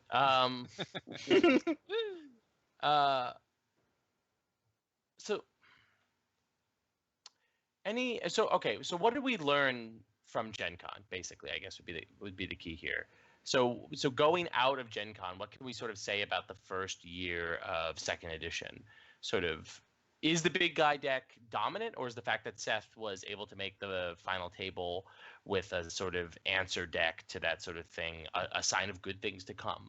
Like, is Lanny Dragon our future, or are we going to be able to see more interesting builds like, you know, Sam Bratz's deck, which is really fucking interesting, Night's Watch Lion Choke deck, or the Martel Wolf, or are we going to see the sort of other DC deck, which was a fucking big guy Stark, as someone who lost to it, I lost to Chad's deck, a big guy Stark murder things deck? Like, is the future Lanny Dragon and Stark big guys, or is it Sam's choke deck and Seth's control Martel Wolf? So I would actually set that question aside, and the reason I would is because of Valar coming out, and nobody really knows how Valar is going to interact with this game. I mean, we all have guesses, but it's just kind of speculation. So I think we'll have to wait and see. But I do think that the first year of this game, it's been flawed, and we all know that. I mean, Steve and Chad from my meta adjust, they both had one of their 2 losses from mulliganing into one character and having it marched. I mean, that's not good. You don't want to. I mean, our deck was built a little bit to try and not have that happen, and they're good players, but like they couldn't come back from that because of what was available in the card pool, and that's not a good tournament game. And I think it will get better. And if it doesn't, I don't know if I'll be playing any other year. Because it could happen to me or Chris just as easily. No, I completely agree with Seth on that. I mean, I felt that way since it came out. The War of the Five Kings tournament at Worlds last year, I had 2 losses, and both of them were to that exact scenario, like mulligan into one card, got it marched, and one of them was against Andreas. So I think he probably remembers that pretty well. Too. What? I was watching the Dota. Huh? What are you talking about? About one of your wins at Worlds against one Chris. of my 2 losses in the War of the Five Kings was to your Targ Tyrell marching my one guy first turn. So it happened both the games I lost, and I was out by that point. So it certainly can still happen. I agree with Seth that it's gonna kind of equalize, and Valor's gonna make things different. And we have a whole box coming out pretty soon, so that'll kind of throw the meta up in the air a little bit, hopefully. Maybe not in terms of the house cards, but at least in terms of the cards we see. People were talking a lot this weekend about whether winter and summer, the new agendas, would do anything. And to me, whether or not they actually are, the top decks is kind of immaterial. I like that they both provide new mono house options so people can start playing one house reasonably and not have to build around crossing. Because crossing, obviously, you have to build your deck in a specific way. You have to play in a specific way that you're not getting screwed by the downside and you're maximizing the benefits. These are sort of more deck building agendas, and I think that'll be good for the game when those get in there. Yeah, I have less confidence than you guys. I'd like to think that's going to happen. I think the card we need is actually the draft reset, but I think I'm all about the Pale Mare. The Pale Mare is life. We'll talk about draft in a little bit. But I'm not talking about draft. I'm talking about Joust. The Pale Mare right. needs to be a Joust card. Right. Joust only. Joust format only. So, I mean, this also actually brings us to another controversy, this sort of 2.0, which is sort of in the graduated cut, right? Darknage had, so he was schooling our national champion Nate, and then Tarantelli, yeah, and then he won a military challenge with Gregor, and no put to the sword, no nothing, but he pulled off the top of his deck. Stop using pronouns. Excuse me. Nate pulled off the top of John's deck. Excuse me. A copy of Gregor, which killed a Tywin that had 4 power on him and totally swung the game in Nate's favor. At the end of the game, which Nate won, he scooped to John and said that I don't want to win a game based entirely on the randomness of the top card of my deck, or John's deck in that case. Which was, I think, a pretty interesting decision, and I think it shows sort of where a lot of 1.0 players are feeling about sort of the state of the game at the end of Gen Con. Other thoughts? It's I an like this honorable Tarantella move. guy. Yeah, Sure, yeah. Yeah, he's gone up in my estimation now. Yeah, definitely. yeah. It's great, but I mean, I don't think I would see myself doing that at any point. Yeah, I wouldn't have done that either. I'm wondering if there's a situation maybe where Nate knew he couldn't make the cut because his strength of schedule wasn't high, and John could, and he was like, you know what, I don't want to win a game that way and eliminate both of us for no reason. Yeah. Nate had 2 losses at that point, so he would have been on the bubble. That was his 3rd loss. That was his eliminating loss. Several of my games in Paris, and I've said this before, was decided by my Gregor slaughtering the opponent's board. I mean, both the top 4, the top 8, the last round of Swiss, all of them was just Gregor winning by himself. That's what he does sometimes. Yeah. Yeah. I mean, in test games that we had where Aaron and I were playing, Gregor swung 4 or 5 games. So Gregor's really, really fun against Stark. They're like, I run 18 6 costers. It's like, well, I've got just the thing for that. So parting Joust thoughts, folks. Yeah. The Pale Mare would have made that whole tournament a million times better. Right. We'll get to draft in a little bit. I'll say the fact that the finals was what it was, 2 kind of battling archetypes right now, and I think the big guy archetype is still on top, but the fact that it was challenged, I think, throughout the tournament, and that in fact Lannister, I know the day 2 was a huge swath of Lannister players, but the top 8 was not dominated by Lannister. It had a pretty good representation. There was a Barrett in there, right? A couple Martells, couple Lannister. I'm Stark. Getting a couple Stark, right? Stark, 2 Stark, 1 Martell, 1 Barra, and 4 Lannister, I believe. There were 2 Martell. Oh, 2 Martell. Yeah, 2 2 Martell. Martell. So maybe 3 Lannister. Yeah. Yeah, so Kevin was in there. That's a good balance. Yeah. I thought that was better than I expected. I won't say it's a perfect balance because obviously some houses aren't in there at all. But it's definitely better than I expected, and the fact that the final matchup was what it was, I think that's a plus going forward. I think it's a good thing. I agree. Yeah, I was crunching So- on Lannister all day. I was doing my best. That's right. I feel like I still don't know exactly why. There just wasn't enough Stark at the tournament, given how good it is. There never is. Like, I was, but I was yeah, surprised. too. I figured people were hiding it for Gen Con. Like, that was my logic. There wasn't enough I Stark. thought you were, for that matter, Aaron. Yeah. Oh no, Stark. We had a Stark field team and Lane Dragon that like nothing could beat, and we were just like, "Fuck, someone's got an answer for this." No, apparently not. We just outthought ourselves. Yeah. Like, they were our top decks at Dance, and we were just like, the meta has to evolve somehow. Like, someone had 3 months and figured something out. But yeah, here we are. Like, Here we oops, are. my bad. No, I wasn't Oh. too worried about Stark decks. I had some stuff for some Stark decks. That was not the big problem. Definitely, there were other Yeah. problems. Yeah, Ward is probably the best answer to Stark decks, which is definitely not how that's supposed to work. But here we are. So Yeah, funny story, funny little oh. anecdote. Okay, wait. So Sorry, my- one quick Stark deck thought. Put back in a time for Wolves. If you're playing Stark, put back in a time for Wolves. Go ahead. So my round 7 opponent was a Stark deck, and he super overextended. I hit him with a wildfire, and his draw on the turn that I wildfired was so the board was his Blackfish with Lady on it. It was Sansa, and it was some random character, maybe a Rattleshirts Raiders or something. So my Gregor, Miri, and Tyrion. So I feel like I've got that game kind of in hand. And his top deck that turn is Summer to get Bran back that was killed by the wildfire, Milk for Miri, and he just kind of ran away with it from there. So I was like, you couldn't have gone through your deck and pulled out 2 better cards. So that was the one that I kind of chalked up to like, good job 2.0. But then when we paired into the cut, initially I was paired against the Barra fealty player that I played in round 7.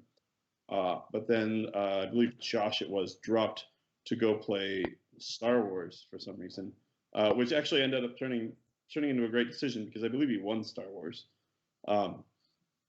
But the Stark player then was paired against me, and he apparently was very excited when talking to his buddies. And then I just smashed him into the ground. It was fun. So, Meanwhile, I was playing against Kevin Shee in a very unfun game where it was tight. That was a rough one. I bet that was a grinder. Every Yeah, game he against definitely Kevin was. She's a grinder. He had a sweet deck. I think also in Joust, it's a little interesting to me that we have a pretty small crew this year. We really kind of wrote off this year at DC anyway. We did because of the nature of the game, and just we knew certain people weren't going to be able to come to the big tournaments. So we knew this wasn't going to be a big year for us. And then you guys as well from SoCal, just a couple of you. It wasn't as big a crew as usual, and yet there we were in the finals. So I thought that was cool. It was kind of like house money. We definitely didn't expect any of us to be there in the finals based on the time we put in and how we felt about the game. For sure, yeah, and I felt the same way, to be honest. Like I said, I decided about a month before that I was coming, and Gen Con's not since 2012, the year when we brought everybody. Gen Con hasn't been a big event for us. I've personally finished well there before, but really we haven't brought that many people any of those years, just because most of our players said it's Gen Con or Worlds, and they would clearly rather do Worlds, which is a completely reasonable decision.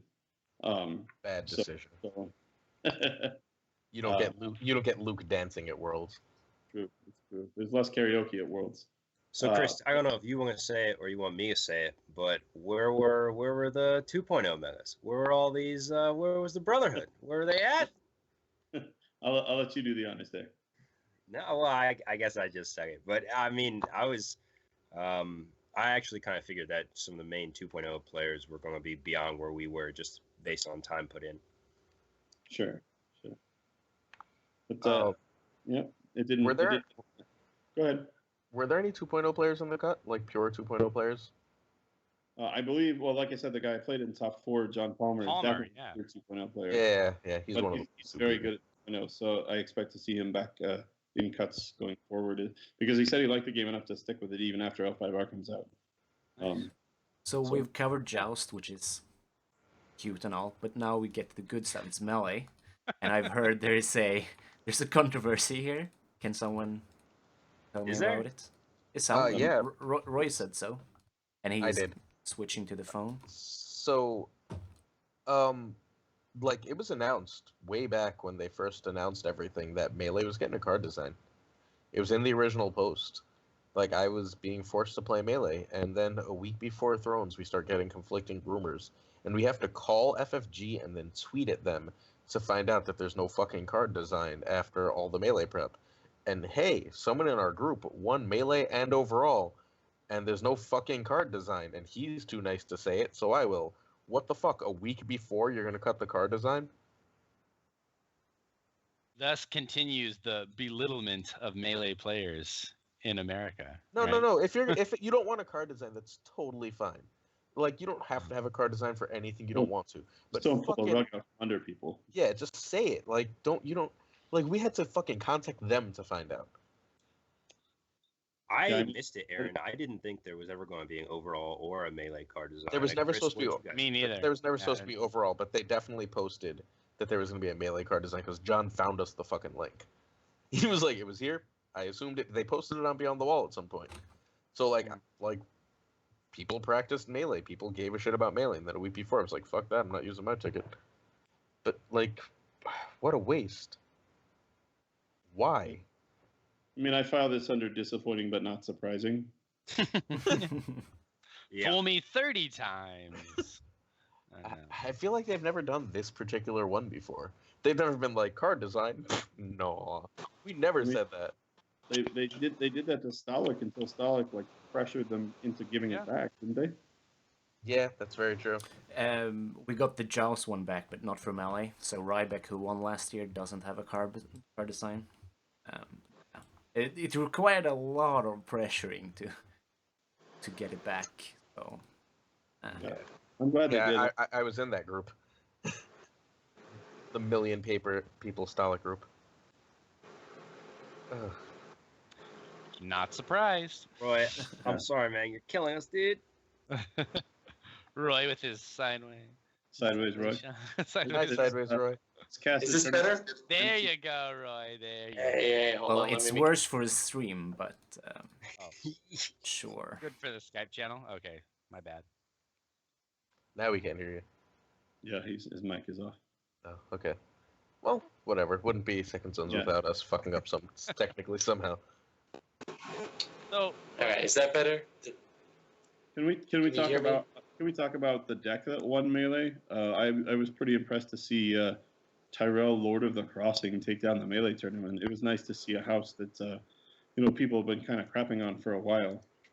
Do something at least in a different format, yes, but have a really good result, and a skilled player decides to take it to a tournament, kind of like Greg Atkinson and Sam Bratz taking Night's Watch to the Joust. So I think it shows that there's hope for those houses that are kind of down on their luck, and maybe people feel like FFG hasn't really given a fair shake to because they don't understand the dynamics of those houses quite as well as the established six. Yeah, I mean, didn't that happen in First Edition all the time? Like when Targ was shitty and Dragons and rolled Melee, when Barra was shitty and Barra rolled Melee? Like, it's always been, it's such a different format that what's good in one doesn't necessarily carry over to the other. Unless it's Greyjoy. I hear that's really good in both. You can actually play the same not deck it- in both. No. Like Greyjoy underperformed consistently for people in the melee at Gen Con. Like I was never afraid of a single Greyjoy player that I faced. Neither was Naj, and neither were most people. Like Greyjoy really underperformed. I mean, in First Edition, he was saying that there wasn't often in First Edition a deck that did well in both, but Greyjoy Holy is definitely that deck. Yeah, I lost to that. I remember that. Yeah. I remember that. All right. Anything else about Melee? Or are we going to move on to Aaron's favorite topic in the world? We No, I did talk just- about all how I John wanna say didn't get a about trophy, Melee- right? Yeah, we did that. Not I wanna trophy. say Fuck a about trophy. Melee, That was shitty. What did he get? What did Dark Nothing Notch special. receive? I don't, Nothing. Just a pat on the back. Like, Oh, nice FFG job. also didn't even bother mentioning him in their tweet of Thrones Yeah, winner. here is the player that won Melee.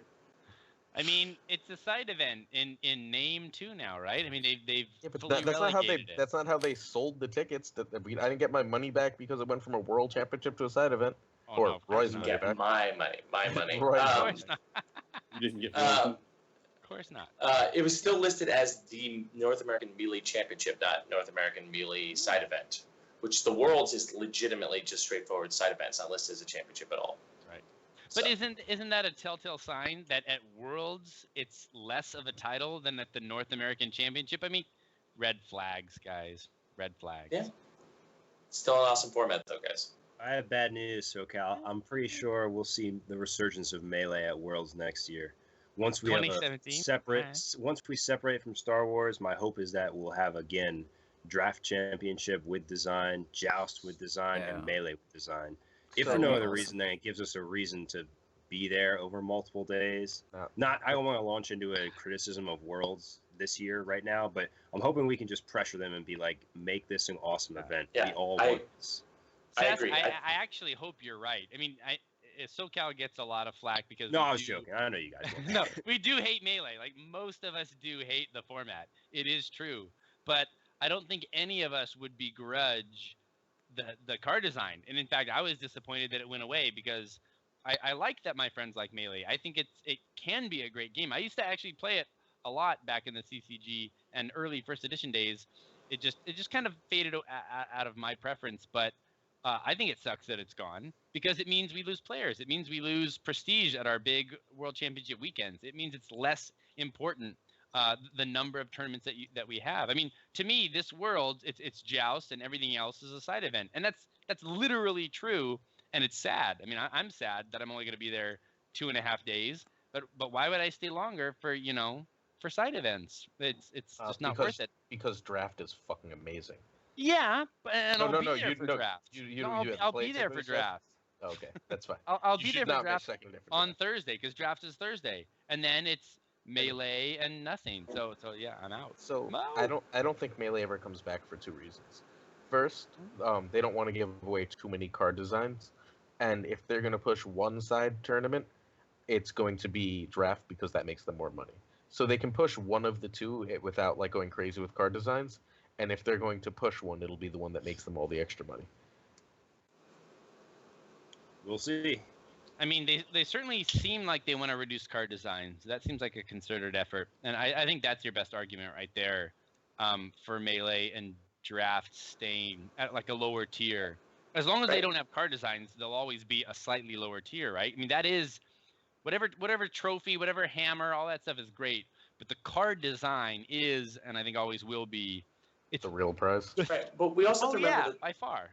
the resentment, though. Like, this was pretty clear at Gen Con of, like, the Star Wars players and the Netrunner players who didn't get card designs, like, were legitimately resentful of, no offense, Chris, of you, who got a card design for winning Gen Con. Star Wars, Netrunner, like I talked to the Star Wars winner, it's like, oh, you have a card design? He's like, no, you Thrones guys are special. Like, Netrunner got one too. did they? So Star Wars and Conquest didn't then. Well, I mean, Nobody Conquest is- plays those card games anyway, so Yeah. They're on a Uh-huh. downturn. So, I mean, reducing the number of Star Wars card designs, or excuse me, not Star Wars, Thrones card designs evens playing field. To some extent, yes. Yes.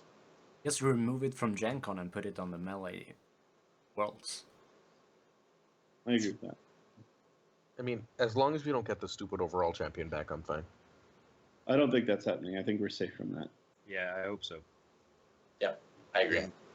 I hate That it. led to the There's bullshit so at much Melee. collusion, man. That has to be done for that overall. I don't want to go back to that. We were talking, and I was texting back and forth with Ryan Jones yesterday, and saying that I kind of wish we had stats for like who was the lowest net finish of any player who won overall, and just trying to figure the math out. on that. Aaron has a very strong opinion about who that is. So Yeah, it's Alex.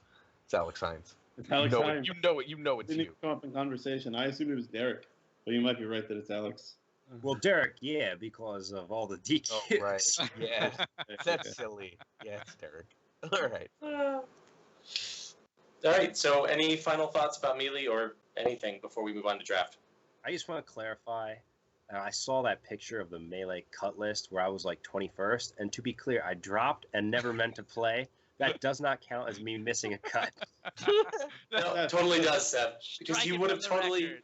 Strike you would it have from the totally, like when I saw the photo. Well, I'm the one who put the photo. I was like, oh man, if Seth had played his fucking third table, he would have been in the cut. Playing that Schoenthal deck. I played Chris's deck, so I wasn't going to play Melee in the morning of. I'm sitting there. I'll talk you into it. I got convinced to play, and I was asking if anybody had a deck, and nobody did. And then I asked if anybody had a Joust deck, and Chris was nice enough. He said, "Yeah, I have my Joust deck. I have my championship Joust deck." So I played card for card, except for one special plot. I put in Naval. I played Chris's Joust deck in Melee for 2 rounds. So thank you, Chris. And did well by all accounts, right? Yeah. You went 2-2, right? My first game, I navaled 2 Pentoshis. Yes. They're good. Got a pile of gold. They have nothing. Pure troll. I mean, Troll to Win ended up at the final table. So What's Troll to Win? the Boston deck that was specifically designed as a troll deck. Yeah, I remember. Yeah. People just, that's not true. People just say that, and people think in Melee, they're like, oh, I want to be Kingmaker. Like, shut up. Just win, and just accept that you're trying to win. It's ridiculous when people say, like... You just told Dan Strohal to shut up. I'll let him know.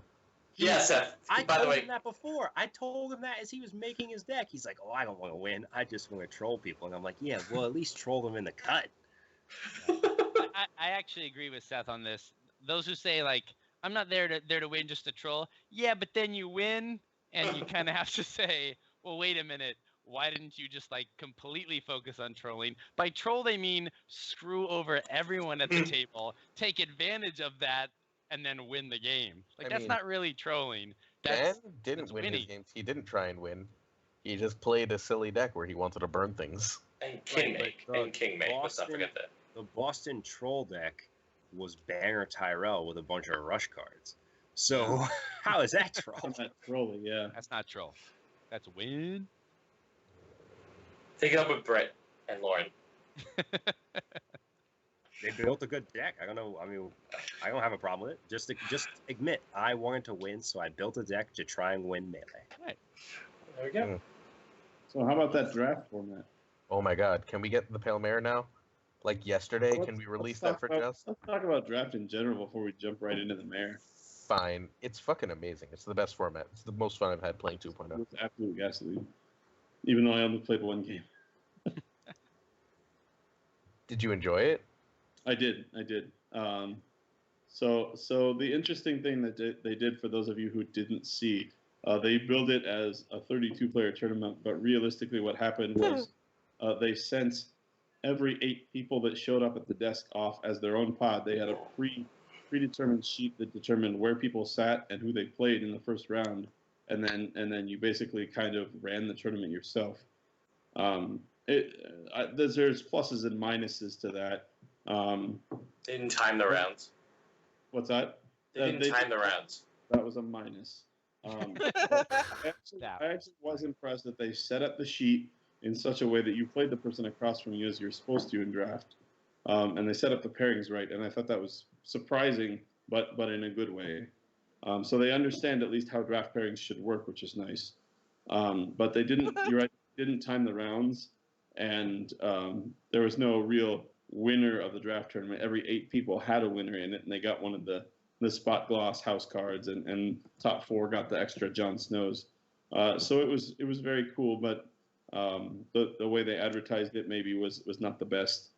And the way they kind of said, oh, only 32 people, and then at the end they were like, screw it, everybody's in, just come on up. So that was a little strange for those of us who didn't really expect to play and then get frantic text, hey, you can play. But the draft itself was phenomenal. I agree. So Did anyone who all here drafted? I don't know. Did you draft? Aaron took my ticket because I was in the top 16. So just Aaron and I drafted. So I guess we're the ones who can really speak intelligently to this subject. Duquesne says he doesn't see the appeal of draft, and I think that it's a far less limiting giving the 4 agendas. Like, I think the agendas are really what make it work, because you can do almost anything you want. Yeah. So for those people who haven't read the spoilers yet, the starter pack for the draft comes with 4 agendas. There is an agenda where all knights and armies out of house can be played, and once per turn you can deal your house card to give one of those characters renown. Well, any keyword, right? No, it's renown. Oh, it's specifically renown? Okay, my bad. There is an agenda where you can play 1 extra house, and you can kneel your house card to reduce a card.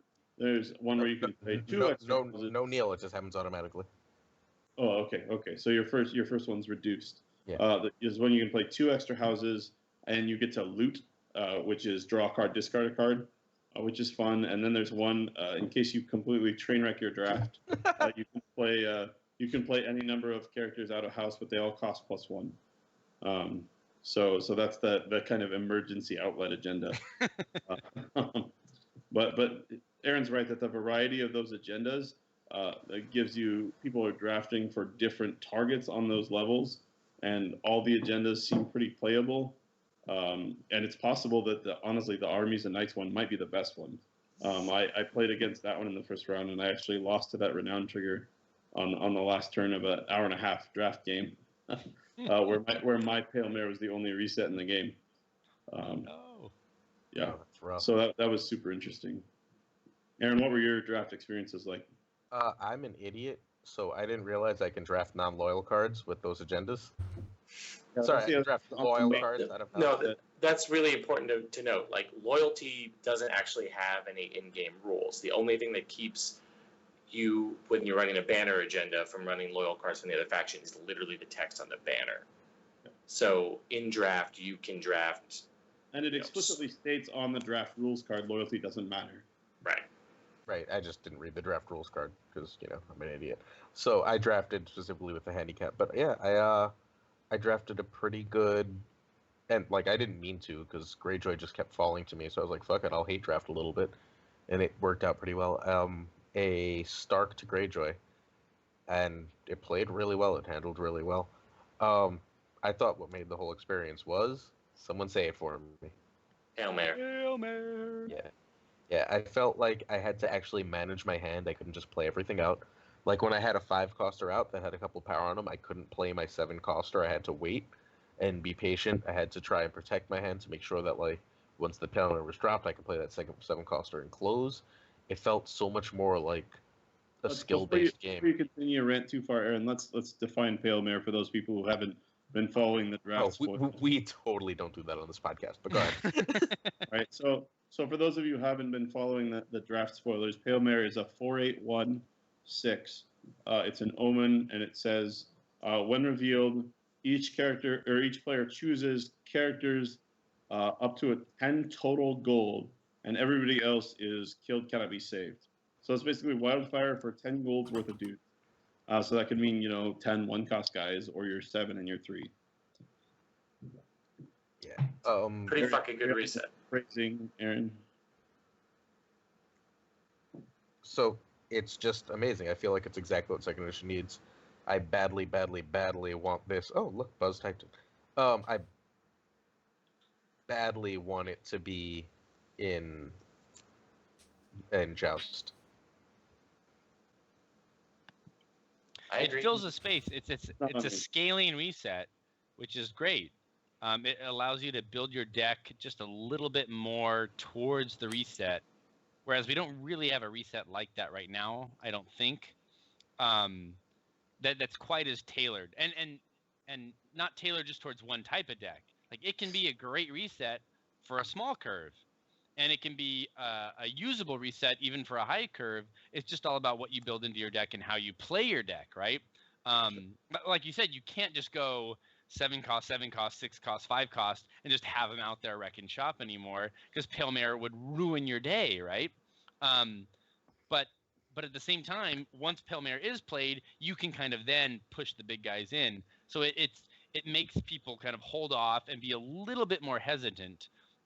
Right now, you get your big guys and you just throw them out as fast as you can, because the worst thing that's going to happen to you is a wildfire or Varus, but Varus is pretty well countered by the big guys right now. So, yeah, I mean, I love it. I would like to see it. I don't think it fixes everything that 2.0 needs help with, but I think it's a start. I think it's a move in the right direction. What do you think, Seth? I think Hail Mary is fine. I think Valar will be fine. I think mostly the draft is fun, but I just wish they had done something different. The whole like draft packs idea is such a failing idea on their part. Even in first edition, even before first edition was dying, every store that ordered draft packs had draft packs sitting around. Who goes and is like, I guess on this weeknight, let's buy 4 draft packs and draft. Like, it's just they could have done it, I don't know, as a cube in a box, like a core set, but instead you just have rarities and you have a cube and you reuse the cube. They could have done something different, because this packs situation, people will play in tournaments and like it, but it will not be useful from a store level, I don't think. That's actually the first criticism in first or second edition that I've heard of that format, and I'm not saying it's a bad one by any means. Oh, it's definitely a very reasonable criticism. I've seen firsthand that draft packs are available readily in stores, and especially since the starter is a one-off purchase. As long as you purchase the starter that goes with the draft you're doing, you never have to purchase another one. So why would you stock 2 dozen of them or whatever as a store? I mean, the question is, go ahead, Seth. I was just going to say, imagine if they charged you $40 for a draft cube, and then they released twice a year expansions to that draft cube. You could reuse it as much as you want. Then you would definitely, on your game night, sometimes draft with your buddies. More people will buy it than buy these packs.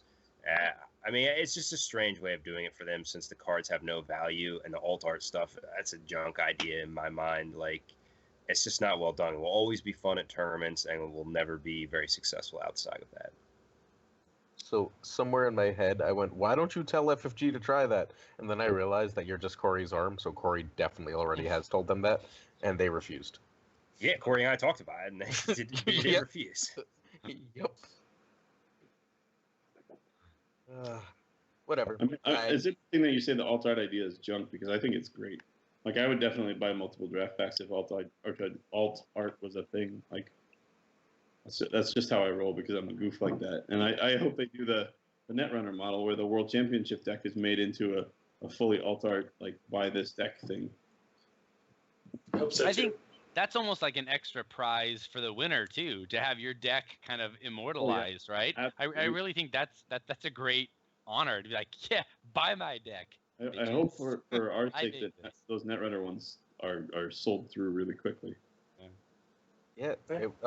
They need to do something, and they're like for about 500 different things and about 500 different ways, and they generally refuse to do anything, especially if it's very clearly the right thing.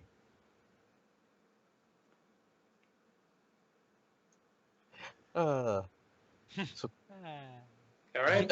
I like that this is the podcast of Voltron, Corey. Are we? Like, 'cause that shit's never going away. All right. So, do we have any draft final thoughts before we sort of go to sort of Gen Con final thoughts / Worlds predictions?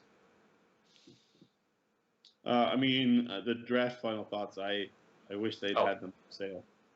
Like, I wish they'd brought more, because I would have brought 16 of them back to SoCal with me. I would have too.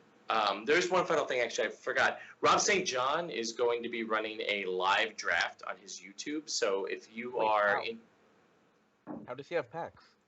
He has packs. That So, St. John moves in mysterious ways. yes, Rob will have on his YouTube channel, I believe, this week. I'm sorry, Rob, I don't have access to my computer right now. I'm doing this live from a spare room. I pulled a Seth while my girlfriend is asleep. So I can't give you the final details, but if you go on Rob's page, subscribe to him, follow him, he'll be doing a live draft, fully recorded. August 21st, there we go. August 20th. Sunday at 2 p.m. Sunday at 2 p.m. You can watch Rob and his friends draft and learn way more about the format. So That's really cool. Good work, Rob. yeah, Rob's great. Highly recommended. But anyway, so final thoughts about Gen Con, Worlds predictions, thoughts, folks. Worlds I mean, will have Valor, right? So presumably we'll have a different that's going to be Worlds. super interesting is how they handle Valor, because they could make Valor legal, they could make Valor illegal. My concern is whether or not they're going to tell us. And they could decide 2 weeks ahead of time. 11 days, yeah. It's, 2 days It's all in their before. hands. Clearly, it's printed because we saw the second chapter pack at Gen Con like always. So Oh, clearly, no. it's something that they have I- access to. They have them in the draft packs. I have a Valor. I took one home with me. Thanks, Lauren. I would like, even if it's just a confirmation of the prior rule, a statement from whoever, Nate, Danny, whoever's behind them, or whatever mouthpiece they use, just to confirm the 11-day rule, that we will observe this 11-day rule with the law. Just something, just some statement on it, Right. so that we can get as much lead time as possible and know the rules, because that's the whole format. I mean, I imagine there would be an insane uproar if they broke the 11-day rule. I can't imagine them doing that. It's just a matter of whether they choose to put it out in time, which it seems like they would be able to at this point in time. I think they will. If I was going to I'll make a bet again with you, Chris. I think Valor will be legal at Worlds. I'll make another bet with you, which is that the people in control of the release date do not give half a fuck about the date of Worlds and whether or not it's legal given the terms of rules. And I think I will win. They that want it bet. to be legal so they Seth could is come up- 100% right. Seth's Right. right there. Sure. Like, they don't care. They just don't care. They don't care. I agree with that. Hey, And it's interesting because I think if we were to go to Danny, I think Danny would care. I talked to Danny not a lot this weekend, but from the little bit that I talked to Danny, and Roy, you had mentioned this too when the situation with Matt happened, that he seemed genuinely upset.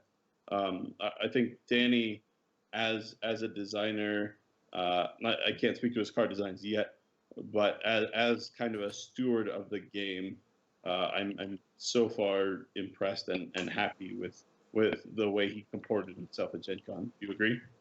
Oh, absolutely, 100%. Danny was amazing at Gen Con. He filled the marshal role, that official FFG role to the T. There was no really huge rulings problems like there have been at other Gen Cons. It was from the perspective of what Danny had under control, it was a very, very well-run Gen Con. Yeah, there was a couple issues with rules where the as I believe Kyle Vansel put it, the Walmart greeters, the dudes in the blue vests that were wandering around made mediocre to poor rulings, and had to get those reversed, and there was some minor issue there, but I don't think it was anything that was unsolvable, and hopefully at Worlds itself they'll have a more Well, they'll have Nate and Danny, so.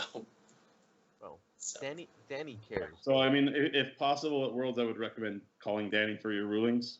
If he's around and not dealing specifically with someone else, I would just say that, like, don't necessarily trust the Walmart greeters. Yep, I agree. So That's so sad. I want to throw props to Danny too. Danny was amazing. Like, he really seemed to care about the game. He watched everything. He thought about things. He talked. He gave good answers to questions. Like, he was as personable and helpful as I could imagine anyone being. So, super props to Danny. All right. So, prediction for Worlds. I think Seth just will like be in second every place. Year, just like every year, it's going to be a run of Europeans, DC, and SoCal to see who wins, just like every other year. That's my I don't- prediction. I don't think there are a lot of Europeans going this year. There are more national winners that It doesn't are take getting many. full. It doesn't take many Europeans. Yeah. But I think there are more national winners that are getting sent. But I think there's less people going out of their own pocket. I think. So no Team Sweden buzz? No. Are we not going to see you guys? They'll just be like we are sending the Nordic champion. So it could be a Finn. They are also really great, but yeah. Has that already been decided who that is? Has that championship happened? No, Oh. we're playing the 24th, 25th of September. All right, so I need to get some rooting interest going for that weekend for. I'm cheering for Jakob. No offense, Buzz. I'm the TO, so I'm not sure I'm playing yet. So Okay, so all right, so definitely Jakob then. Jakob for real. It could be the good Andreas. Really Ryvik. We have a few French people coming over, and the Finnish meta are coming in full force. So, My bold prediction is that SoCal wins Worlds because we won Gen Con and only sent like 5 guys. And Worlds were gonna be rolling deep. So the problem is at Worlds there's too many of you and you all eliminate each other because none of you know how to fucking compromise. that totally happened last year. Yeah, but if we want to look at the long history of Joust Championships, it'd be more fair to predict that we win. The whole reason Schoenthal won is because he played me and not one of you dicks. there weren't enough of us, right, to challenge him. So he rolled over the Gen Con meta. Yeah. But I'm gonna bet Seth's gonna be at the final table, and I will be hoping that I'm hoping that Seth will pull it out. But Don't put that evil on me, Roy. He could end up still being second place, Seth. But Yeah, I hope that he pulls it out. 6 times the charm. That might be the episode title. All right, so I want to thank our special guests, Chris and Seth, for joining us tonight. Before the sign off, everybody should check out Dennis Harrison has a YouTube video at a meager contribution. It's the roundup of Gen Con. Yeah, it's already up. So you guys should definitely watch that. There's a good interview with our own Chris Schoenthal, and then the rest of us dancing and singing like assholes, except for Seth, who went home and cried. Yes, that didn't come out this year. But anyway, I want to thank everybody for joining us, particularly Chris and Seth. It was really great to have a joint interview with both of you and sort of give some, I guess, an honest perspective Gen Con. If this is your first time watching or listening, please follow us on Facebook on Second Sons, yada, yada, yada. We do this every other week, so no episode next week. So there'll be one more, I guess, episode in August. So, which will probably be talking about the chapter pack or the Lanny box or whatever the fuck is going on at that point. So anyway, have a great night, everybody, and hope you all enjoyed this. Kill the street bus. laters. All right. We done? Don't assume we're done.